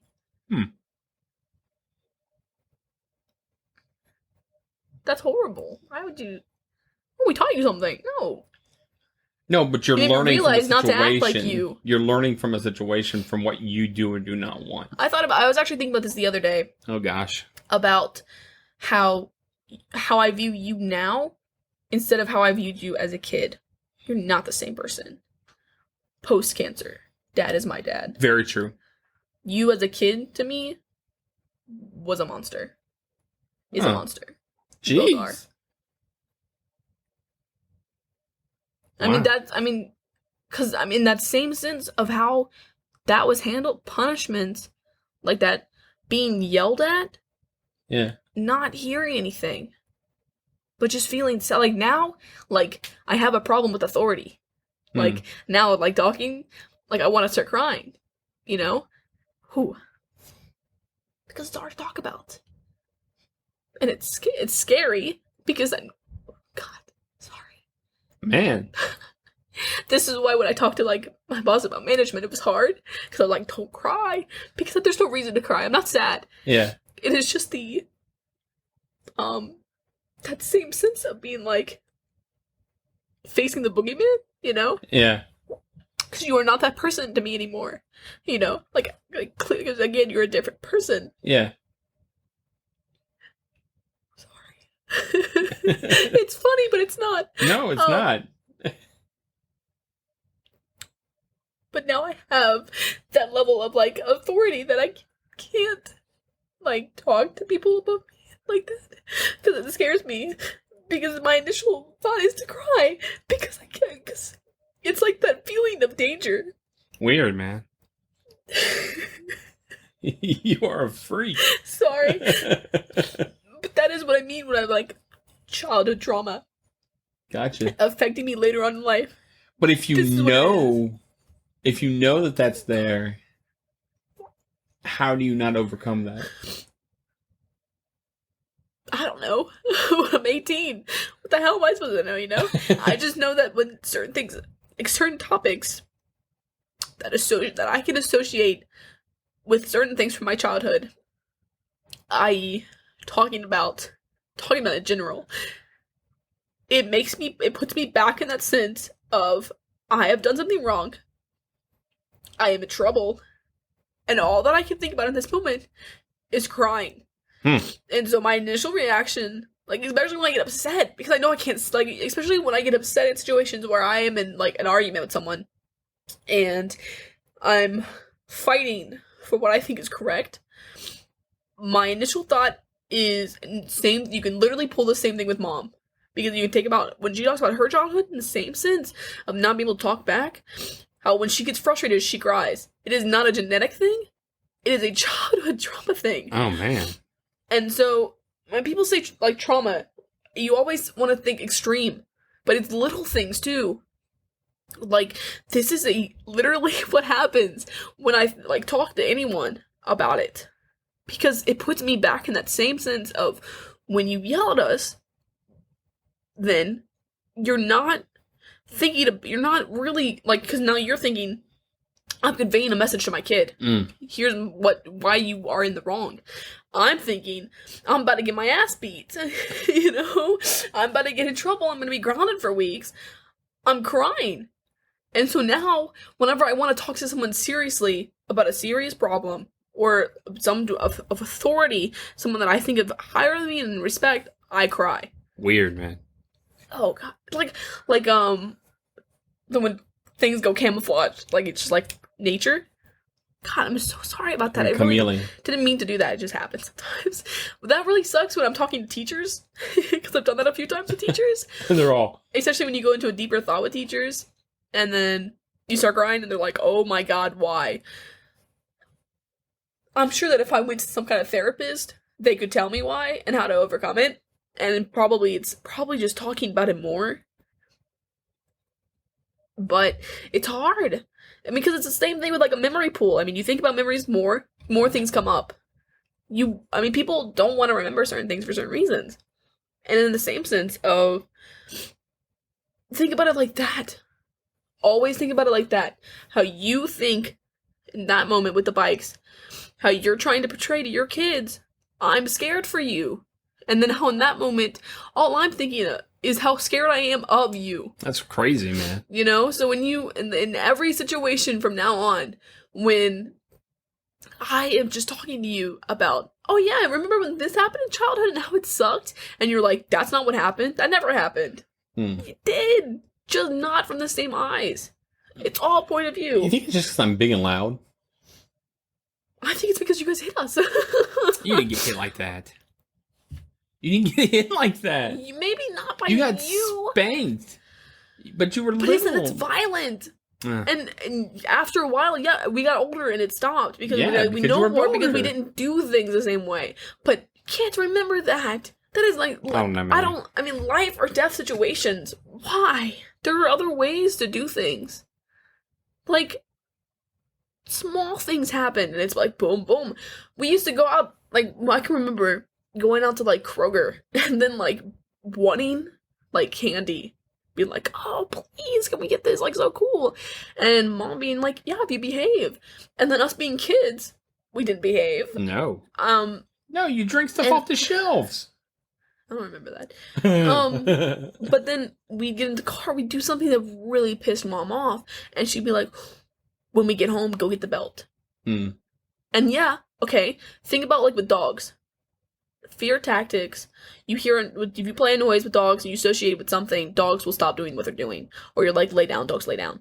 So if you say, go, well, get the belt, it puts fear in your kids. They're gonna stop what they're doing. That put real fear into us. We spent that whole car ride thinking we're gonna go home and die, kind of thing, you know? We go home, and then sometimes it didn't happen. No, we didn't. And we're like, fine, cool. Sometimes it did happen. You were so young. I don't know. I'm just saying. It was just like, we didn't spank you past a certain age. You were young. And it wasn't even but think about it like this. You guys really... Especially with having younger siblings. And then the older ones didn't get whatever at a certain point. Your younger one still is. And having to hear them downstairs, like, screaming out in pain. That is traumatizing. I got you. We got spanked as kids. And it's a nurture over a nature thing. I will not beat my kids if I have kids. You say beat. Yeah. That is what you people said. I know, we use that word. That is the word that I have for it. Yeah. Yeah, beat. It wasn't like you sat there and punched us. Like abuse. You know? But you use the word beat. So when I think about beat your kids. Yeah. I don't think spank your kids. I think beat your kids. I got you. You make it sound like horrible.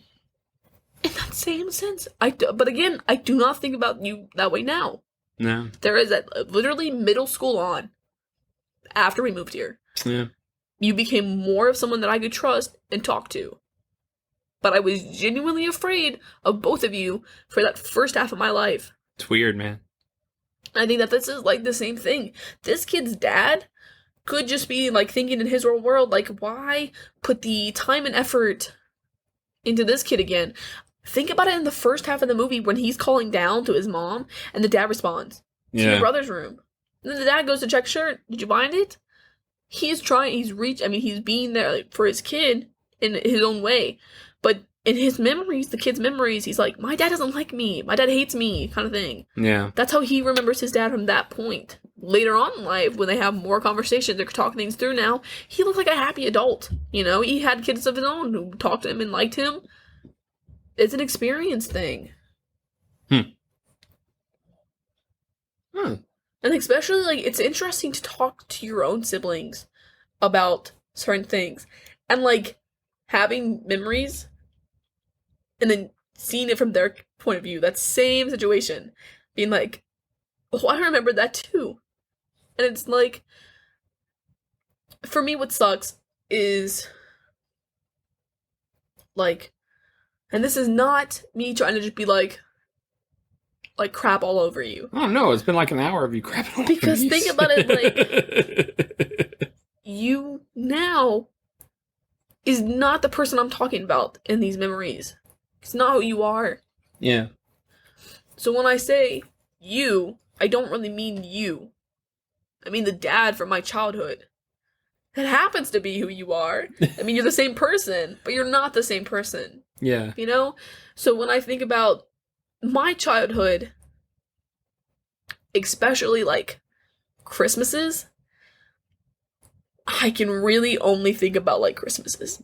Like with happy days, with the family and families like that. There's a lot of it that blurs. I can think about having fun with childhood friends or being like a couple days at school. But I don't have a lot of it. You don't remember going to like King's Dominion? Wow. I remember sitting in a waiting room. I remember sitting in a gray room waiting to go, like we were about to go, like leave to go. And you talking to this lady behind like these giant like 4 glass windows.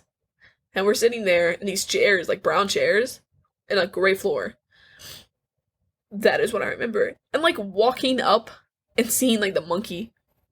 That's it. The monkey? There's a monkey with shades, Ocean Breeze. Oh, that's Ocean Breeze water park. Kingdom, I don't know. I don't. Yeah. Yeah, no, I remember. We did all kinds of stuff.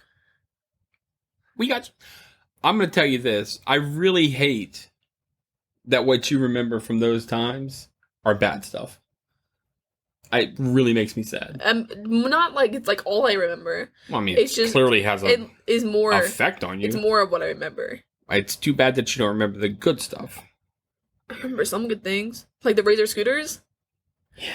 Whenever I think about that, I think about how happy I was being the only kid who could ride it, or riding my bike without the training wheels. Yeah, man. Being the only kid who could. You could. And having the Razor scooter and be able to zip around. I was the only kid who could. That was happy. But again, Christmas, you know? I don't know.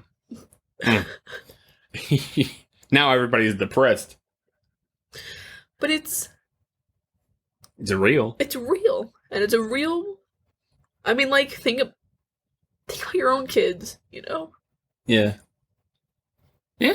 How many parents can't talk to their kids, you know? Like, after they hit a certain age, everyone always says, like, I didn't realize, like, as a kid, like, funny enough, as a kid, I didn't realize, well, one, I hated swearing. Everyone always swore. I didn't understand it. That it was disgusting. And I never understood why in films, they always made it so the kids hated their parents when they were teenagers. Yeah. I never understood that. I was like, how could you hate this person who takes care of you? You know? And like, at some point I just understood. And it goes along with the whole, like, needing to say that you love someone. Like, in families and everything. Because it's like, genuinely, these are strangers. I don't know anything about you until you tell me. Some kids can go their whole life and you just have, like, I'm your dad, you know? I like certain foods. I'm interested in certain topics. But I don't know anything about your childhood or your experience unless we talk about them. Yeah. People don't do that. And it's crazy. You're saying other people don't do that? Yeah. Yeah, no, because that's what I'm saying. Like, that one, I can remember 2 times where we sat down and I was, like, genuinely interested. I was like, I want to know more about what you had growing up. Yeah. Because, oh God, for the longest time, I thought your parents were horrible people. Because I remembered all of us going out for, like, when we were young, all of us going out for food. And it was bright outside. And we were in this little restaurant, and I was sitting next to one of them.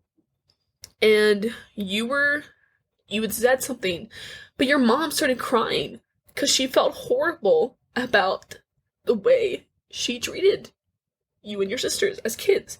Something along the lines, like, you guys were talking about it, and there was something with your childhood where she was crying because she felt bad about being a bad person when you were younger. Or something like that. Sorry, I'm crying again because... Oh my God.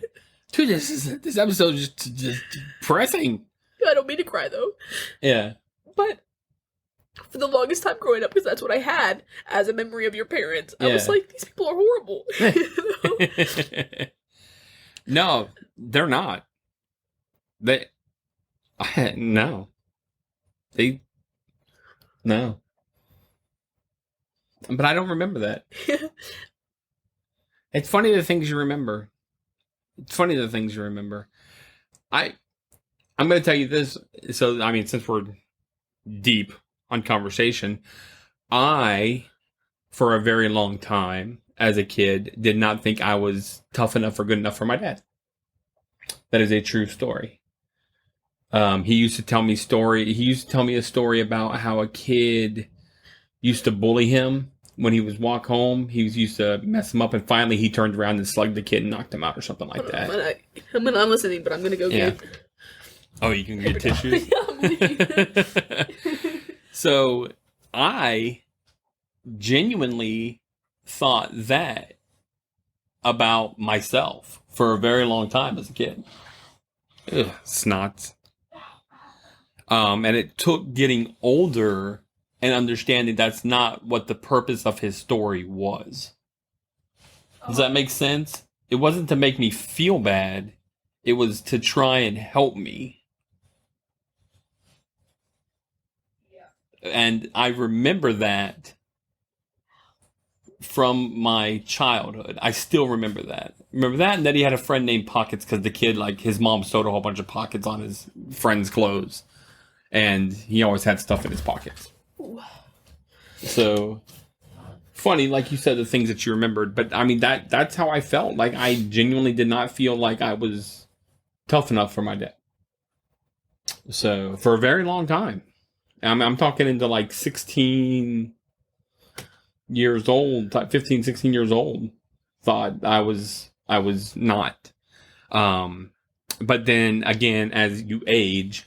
and you start to see points of view and you start to understand why people do things and say things and stuff like that, that you understand that it's not supposed to be a negative. So. Yeah, well, most things anyways. I guess, like, stories like that, yeah. But, like,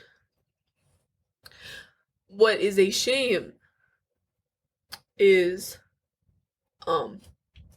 softball for me will never be a good thing for me. And you make that face because you know I'm right.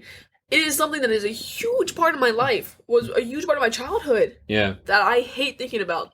That makes me incredibly sad because at that time, we would leave games and you would say things like, I wish that kid was my kid. I never said that. You did. How dare you? And it was that night that it flooded.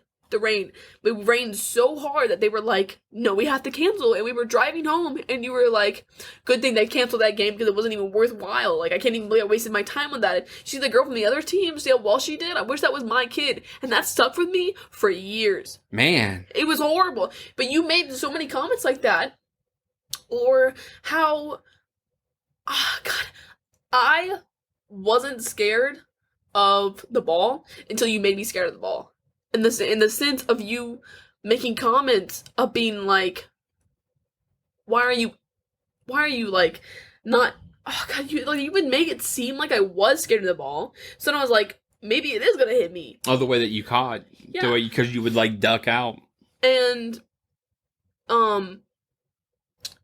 like being good at something versus trying to force. I finished a game the other day called Don't Blink. There's a little thing that tracks like when you blink, and the whole thing is this guy pulls your soul out of the water, and he's like, tell me about your life, and if it's good enough, you get to go present your case to this girl, the gatekeeper, and she lets you into your little world.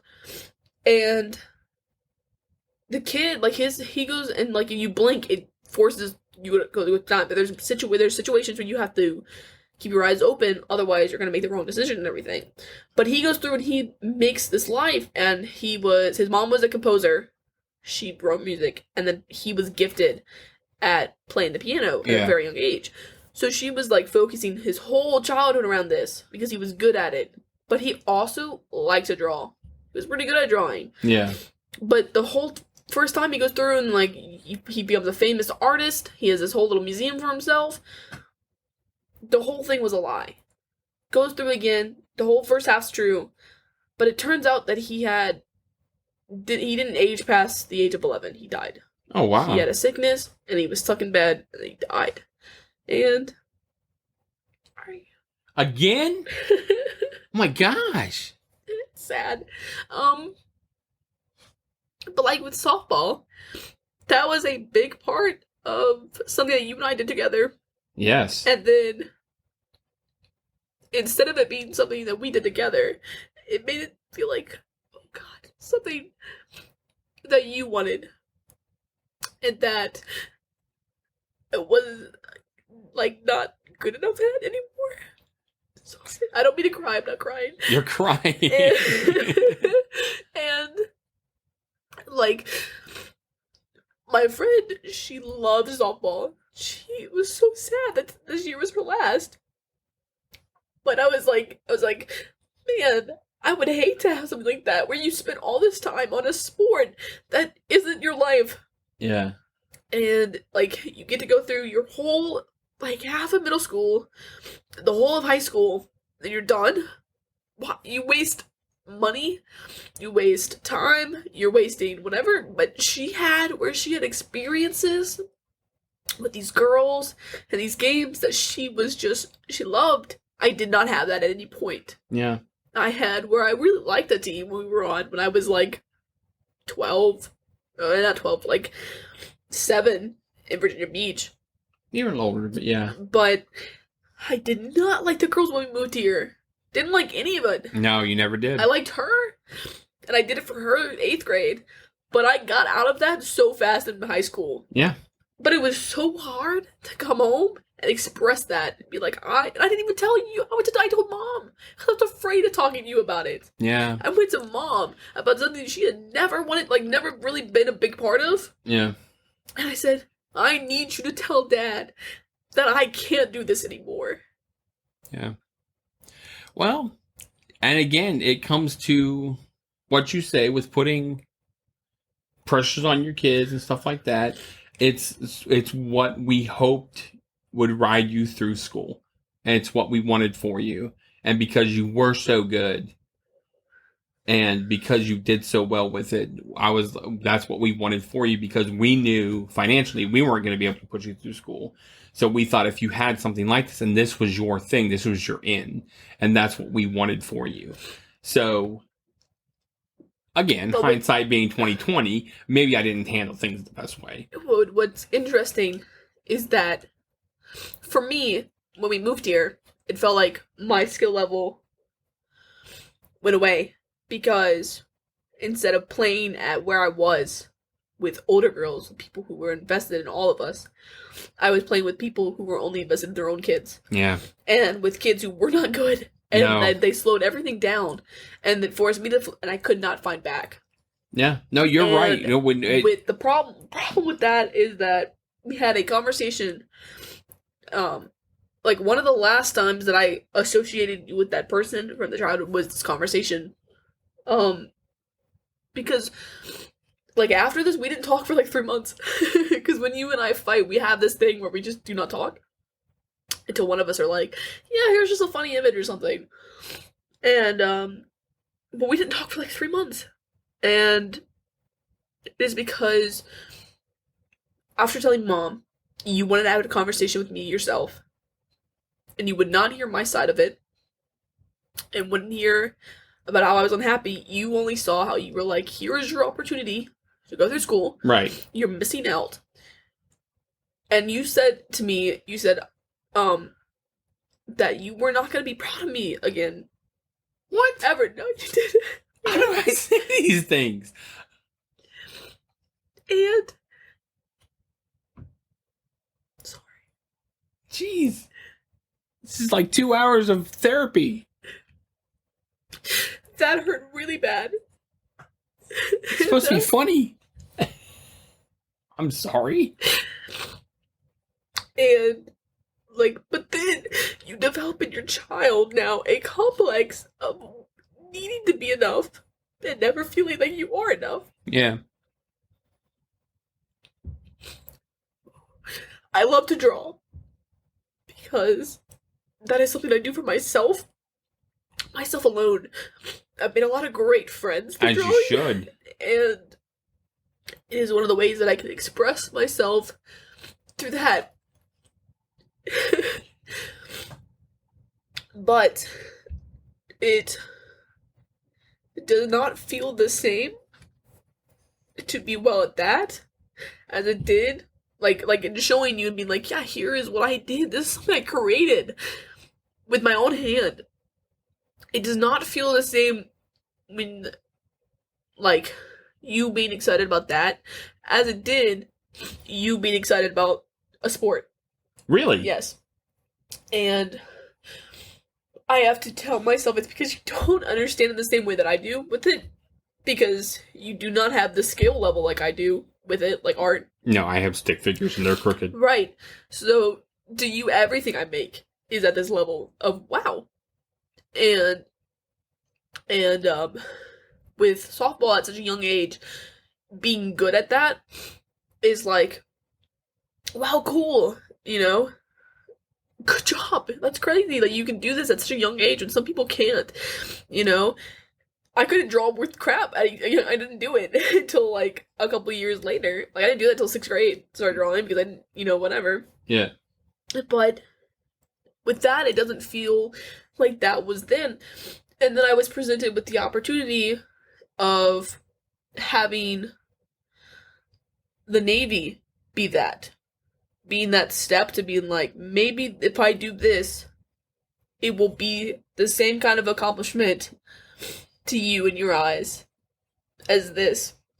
Even though, if you knew me at all and what I wanted with my future, oh God, it's like since 4th grade, I wanted to be a teacher. Right. So to sit and have, because I can remember thinking, like, literally when it clicked in my brain that this is the option that I had to take to have my parents be proud of me again. No. Was when you presented it to the older one as an option for him to just get his life together. Yeah. And I was sitting there thinking, wow, look how disappointed you are in your kid because of how he's turned out. And I'm still at, like, this was freshman year, and I'm still at a point where I just had this horrible thing happen, where I was like, if I do this too, if I say I want to do this now, maybe I can have where it was like this again. Because I had just had that horrible thing happen. Mm. So boom. Now I'm in a sense of where I feel like nothing I do is ever going to be good enough. And now I have this other thing that I can work towards, and maybe when I get here, it will be good enough. God, that's not what I wanted at all. And then it built pressure because you're like, then it just keeps getting brought up in conversation. And you tell friends and family, you tell everyone, my kid's gonna go into the Navy. Right. My kid wants to do this. For education. But if you talk to me and, like, when people just speak, like, when I did the internship at first, before we had that conversation about me going to college instead, because it took that long, when I first started that internship, she asked me where I was going to college, and I said, oh, I got accepted to James Madison, because I wanted to go into teaching. Oh my God, you're gonna cry again. And there's this lady who didn't know me, who I really liked, and I liked her. Yeah. Because I didn't want to say, oh, no, this is just a waste of time. Like, I'm sorry for wasting your time, because I'm not even going to become a teacher. I'm going into the Navy, you know? Yeah. I didn't want to say that. Like, I just wanted to, so I told her I got accepted to James Madison, because I had talked to another teacher, like, once.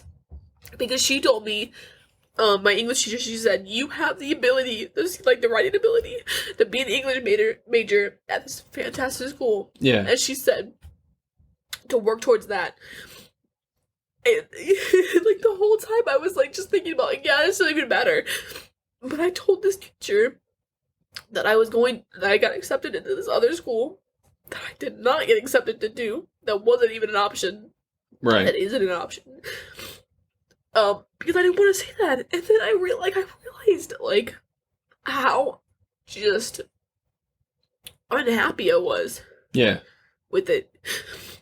But it's that same level of having to admit I can't live up to this expectation. And that was what was hard. And now I'm in a situation where I'm gonna go to college. I'm gonna be doing what I want to do. Yeah. But it's now I have to do it all myself. To pay for all that myself. With help from the whatever. And it's hard. So, we have never made it a hidden thing that financially we were not going to be able to send you guys to college. Right. We have always told you guys that. Yes. That has been an honesty from the jump. So we always said, in order for you guys to go to college, you're going to have something else that you do in order to get there. And we've always said that. So, being the first thought when you did with softball was the thought with it. The fear that happened when you did not want to do that anymore was, oh my gosh, how is she going to do it? There was no expectation. There was no, I'm disappointed. There was no any of that with it. There was, I don't know what you're going to do to get to college, kid. And then when you said Navy, that's where that sparked up again to say, cool, now I'll know how you're going to get your college. Now I know how you're going to deal with your future and stuff like that. It all comes back to fear of being a parent and your children being able to take care of themselves when you're not here to do so. And that's really what it comes down to. So all of your tears, your emotion, your sadness, and all of stuff like that, you need to know that stems from a good place, from me at least, of saying that I just want the best for you. I just want you to be able to sufficiently take care of yourself when I'm not here to do so. And that's really all it comes down to. So it's not about, would I be proud of you in the Navy? Absolutely. Would I be proud of you if you had played softball and gotten a scholarship on it? Absolutely. Am I proud that you're going to go to college and become a teacher? Absolutely. Because it's self-sufficient. When you speak of the other one, and the disappointment was that person wanted to be a slug. That person wanted to do nothing. Their future was, I don't know, I want to lay around. That's a different story. So, understand that there are two different things. We have high expectations for you because we're proud of you. Because we have what we can see in you, what you are and what you can become. And that's where that comes from. So, I'm sorry that it makes you sad or that it makes you cry to think these things. Understand that good intentions, the best laid plans, and the best things come from good intentions. And I get that. And yeah, I can be a crappy person and say stupid little snide remarks to you. And I get that. And I apologize for those as a child. But I couldn't be more proud of you as a person that you have become. And that's sincere. And I'm excited for your future. I'm excited to see what you do. I'm excited that you've decided. I'm scared because I know the cost and what it goes to and everything like that for becoming a teacher and everything like that. That's my fear for you, is that I want you to be able to have everything that you want. And that's why I pushed the Navy. That's why I pushed those things, because I want you to have the means to do what you want. I don't want to have to say, I'm sorry, I couldn't provide for you as a father. That sucks. Does that make sense? So, I'm sorry.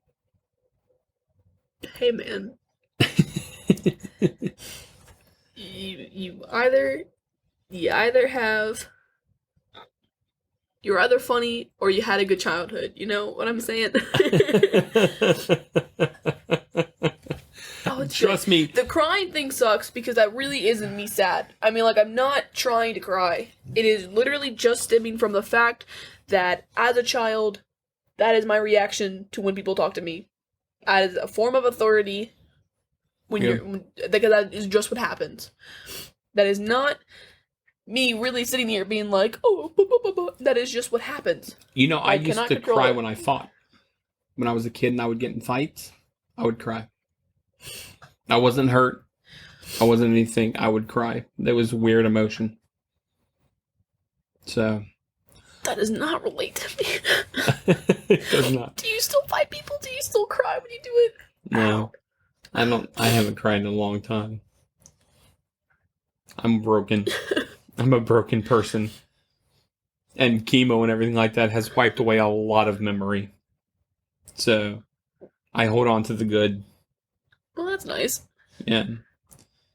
It makes it nice for me. I guess it doesn't make it for the person that I've traumatized as a child. Here's a fun memory. Once. Okay, so as people know. Oh god, you scared me. Hey. I'm not big on the Bible or anything with that. I don't follow along with it. I just whatever. What? Recording? Yeah. Oh, I'm sorry. You're good. No, man. But because of a lot of experiences around it, it was something that was like, really? But there was a time when you had your little, like, sinus medicine where you would put in your nose and you sneeze it. I, being the person I am, was messing around with stuff on your desk, and I had that, and I was like, oh, blah, blah, blah, and I took the cap off of it, and I was like, how does this spray? And I got some of it in my eye. Not that much, probably just, like, a little bit. Yeah. But it got in my eye, or it got in my mouth, something like that, and I thought it was gonna kill me, because I flipped it over and I was reading the back, and all I could read at the time was, like, keep away from kids. Yeah. Like, keep out of the reach then, like, something children. like poison control. Yeah. And I was like, this is it. This is when I die. And I went upstairs and, like, prayed. Like, I sat down, I was crying, and I was like, please, I'm so sorry. I won't mess with things ever again. And I'm so blah, blah, blah. But I prayed. And then I fell asleep because I was crying. And then I woke up and I was like, oh, I'm not dead. But that is one of, like, that's a funny memory that resurfaces every now and again. I mean, that one, like, anytime I think of, like, scars that I have, like, the one from I got from the cat, because the other kids thought it was a good idea to throw the cat at me when I was laying down. I think about that. That one is so crazy to me because we had the flip phones at the time. I took a picture with it, but the picture didn't have what I saw. Like, that scene from Twilight, the first movie, when he bites her and it has that silver thing on it. Yeah. It literally had that, like, silver side of it. And I was like, what is this? I'm gonna turn into a cat. So. I don't know. I am who I am based on my experiences throughout life. Yes. We are defined by our experience. Could not talk to you like this if I did not trust you as a person to do so.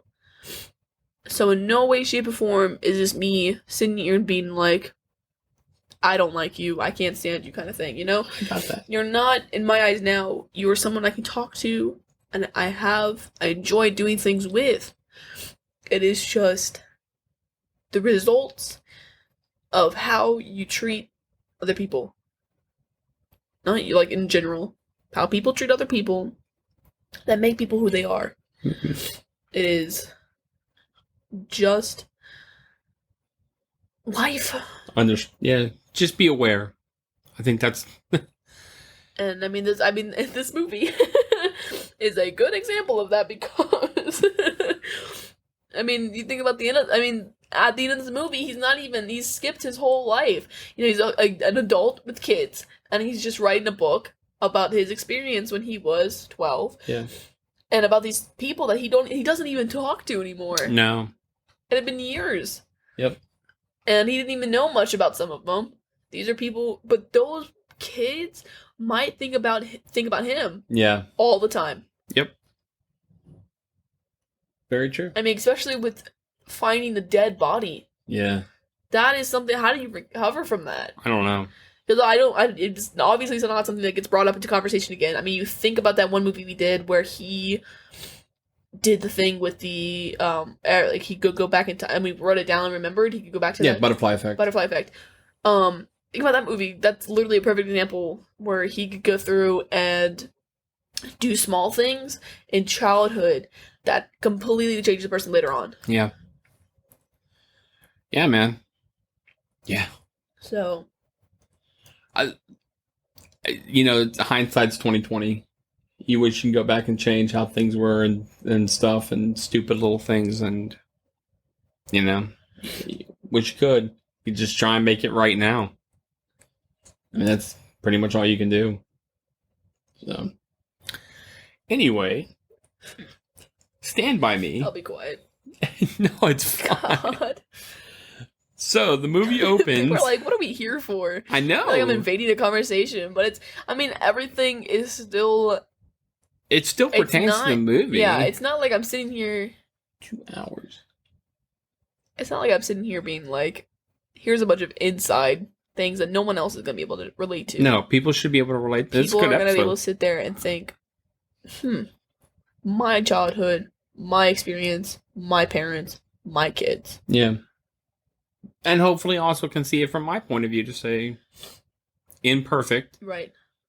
Things, they happened. And, try and, make it better. Anyway. Stand By Me. So the movie opens on writer Gordy LaChance reading in the newspaper that his childhood best friend Chris Chambers has died. Gordy writes a memoir of a child incident when he, Chris, and 2 buddies journeyed to find the body of a missing boy near the town of Castle Rock, Oregon, during the Labor Day holiday weekend in September 1959. So, 59. I think it means every day things are getting closer. Went faster than a roller coaster. I love that song. I do like that song. Yeah. I have a playlist that is like songs like pretty much like this entire soundtrack actually was on that playlist. Yeah. But it's my zombie apocalypse playlist. Oh, nice. Because it makes me think of if you think about it, like if everything got wiped out and all you had was you found an old Walkman. Yeah. That is what's on it. Yeah. I don't know if it's on a Walkman, but on a record. Record. I mean, like same thing, but also when people would write, I mean that is what people put on. Certain things that is what I would have put on mine, kind of thing.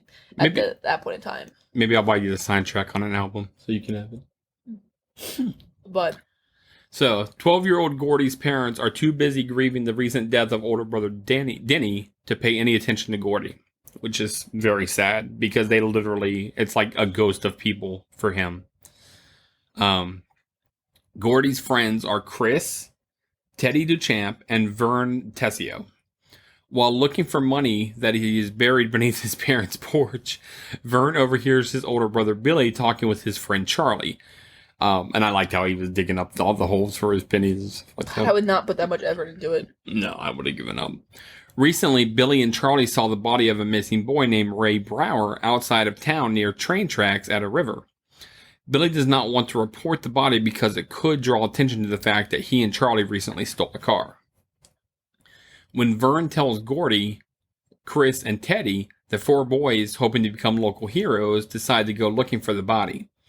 After Chris steals his father's pistol, he and Gordy run into local hoodlums Ace, Merrill, and Chris's older brother, Eyeball Chambers. Ace threatens Chris with a lit cigarette and steals Gordy's Yankee cap, which was a gift from Gordy's brother. He didn't ever get that back, did he? No, he did not. That's so sad. No, it's basically kind of just in one of the conversations that they had on the DVD that he basically didn't even want it.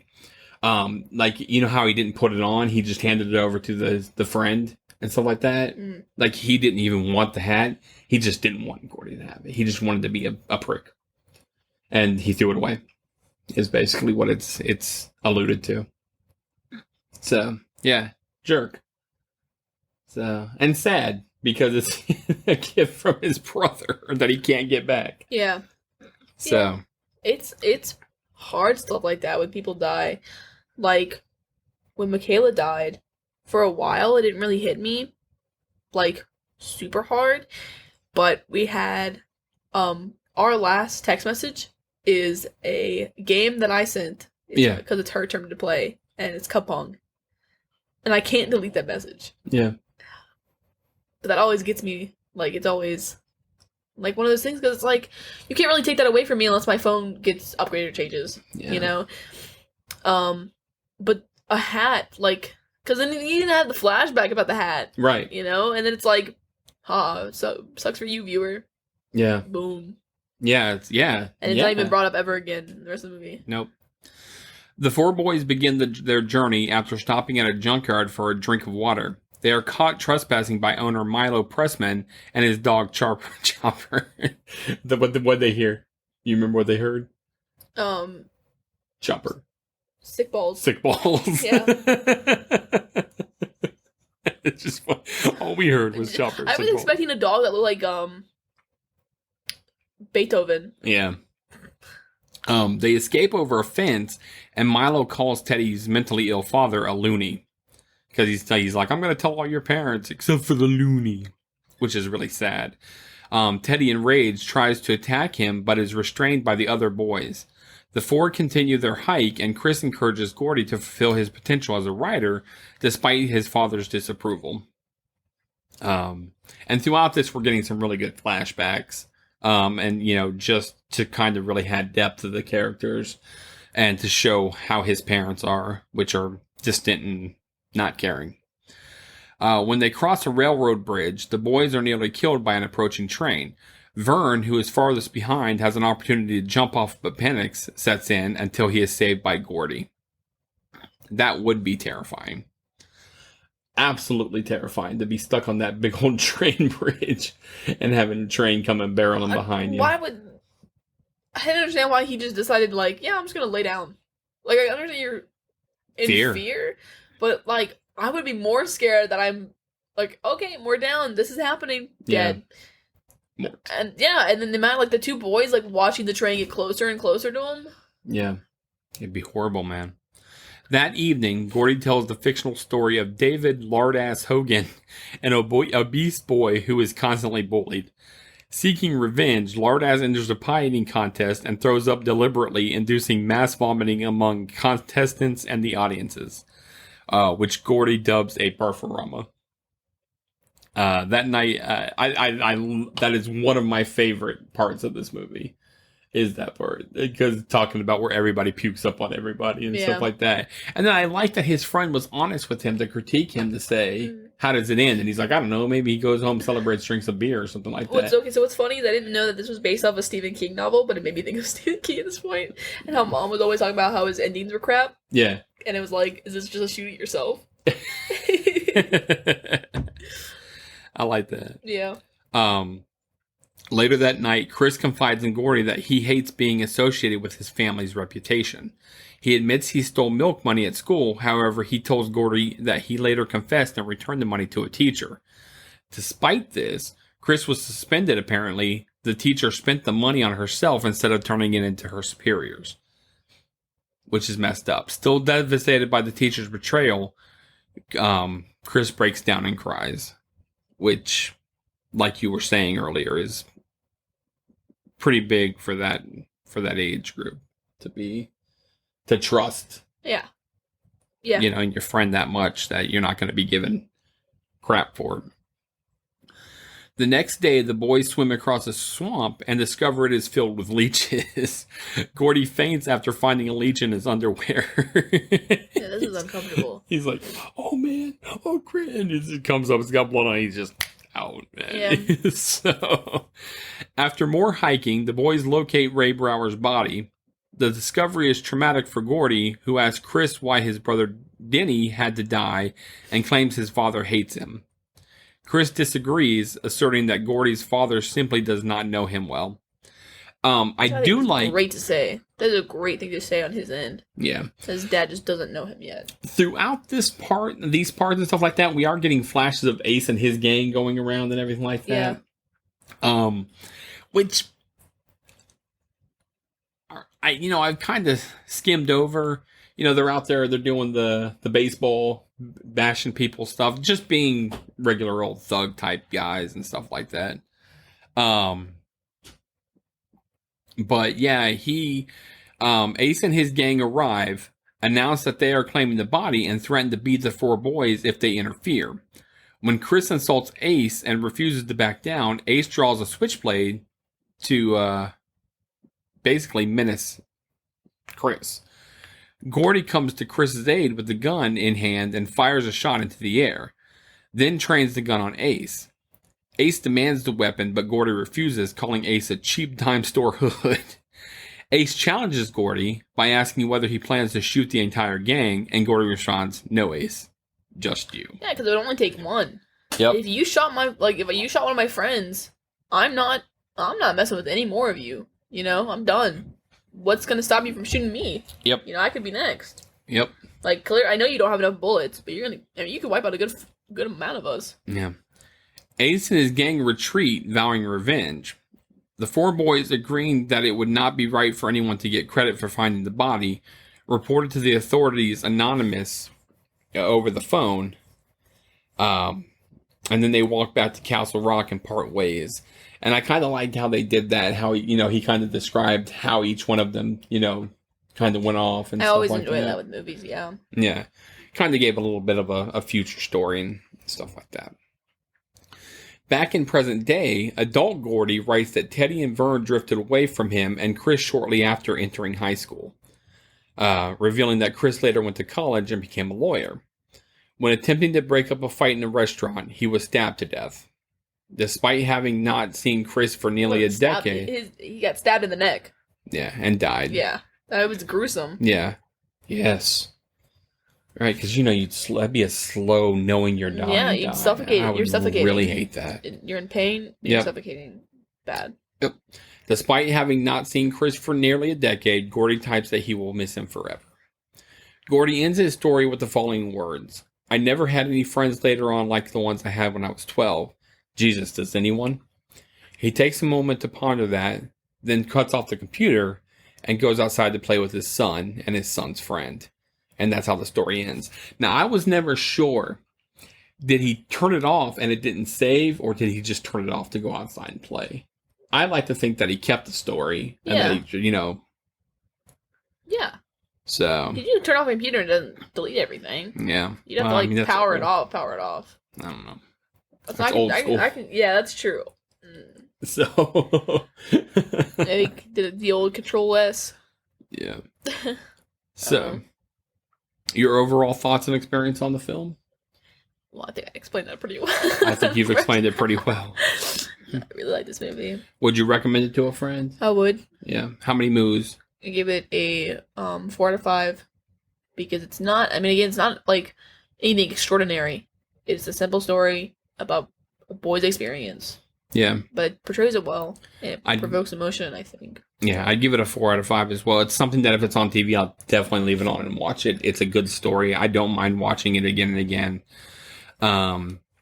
My favorite scene is Lord S. It's probably my favorite scene.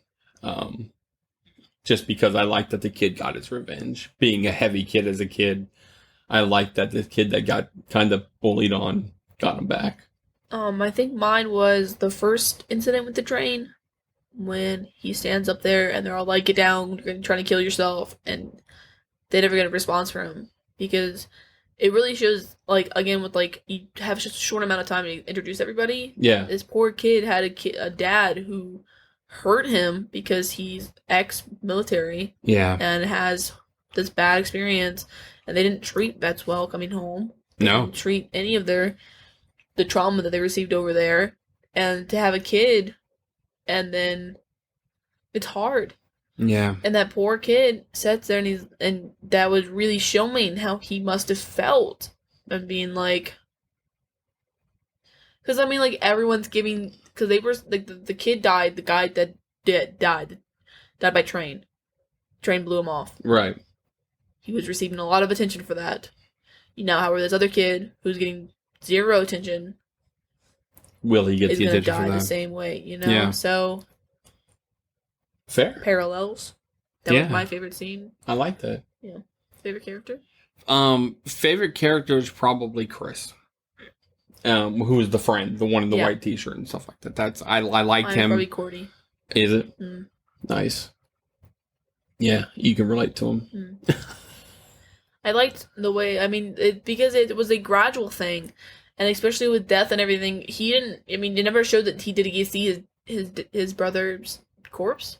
He had a big thing later on where he's like, I need to see the body. I don't know why I need to see the body so bad. He never got to see his brother's body. Yeah. He never got to see why his brother died. What death was like and stuff. What is it? Yeah. He only saw him lowered to the ground. That's not closure. Not closure. Yeah. For a family member, I got you. I need to see that you're really dead to really comprehend that you're gone. The finality of it. Yeah. And this movie definitely wasn't shy with that with the other kid. Like, he was dead, bloody, and the eyes were open and everything. Yeah, that was horrible. So, I liked Gordy's character. Cool. You want some trivia? Yeah. I've got a lot. Wanted to go to sleep. After director Rob Reiner screened the movie for Stephen King, he noticed that King was visibly shaken and wasn't speaking. He left the room and upon his return, told Reiner that this movie was the best adaptation of his work he had ever seen. So out of all the Stephen King movies, this was the best one. So I thought that was cool. I like that. I do like that. I think it'd be cool for... Yeah, to hear that. To hear that you did that. Kiefer Sutherland claimed in an interview that in one of the locations of the film, a Renaissance fair was being held and the cast and crew attended and bought some cookies. Unfortunately, the cookies turned out to be pot cookies, and 2 hours later, the crew found Jerry O'Connell crying and high on the cookies somewhere in the park. Oh my gosh. How did you end up buying that? How did that happen? Yeah, somebody was just selling pot cookies at the Renaissance fair. In the campfire scene in which Chris breaks down, Rob Reiner was sure that River Phoenix could do better. He asked him to think of a time in his own life when an adult had let him down and use it in the scene, which Phoenix did. Upset and crying, he had to be comforted by the director afterwards. The result of Phoenix's exercise is the scene that ended up in the final cut. So, that's real. River Phoenix, Corey Feldman, Will Wheaton, and Jerry O'Connell got into a lot of mischief in the hotel they were staying in during filming. This includes throwing all the poolside furniture into the pool. Will Wheaton fixed video games in the lobby so they could play them for free. And Phoenix unknowingly covered Kiefer Sutherland's car in mud, only to discover whose car it was when Sutherland confronted him and scared the hell out of him, basically. Dang. Yeah. In an interview by Stephen King in the special features section on the DVD, he revealed that the scene with the leeches, which is straight from his novella, actually did happen to him when he was a kid. Fun. So, yeah. Corey Feldman has stated several interviews that all the characters he's played, Teddy was actually the closest to his personality and his personal life at the time. So he actually talked about kind of like what you did, where he was terrified of not doing good enough in the school, because if he didn't do good enough in the school, then he would get kicked out of the program that would allow him to do acting. And that's how he lived as a child. I really like him. I think he plays all his characters very well, I think. Yeah. I enjoy it when we see him in movies. Yeah. At the insistence of director Rob Reiner, an avid non-smoker who campaigns for anti-smoking laws in California, all the cigarettes smoked by the boys were made from lettuce leaves. So, I always wonder how they do that for kids. Because as a parent, you don't want your kids smoking like that. No. Yeah. While practicing his lines, Jerry O'Connell was impressed that an 11-year-old was able to swear. He was excited that he got to swear. Yeah. In the scene where Gordy and Chris race each other through the junkyard.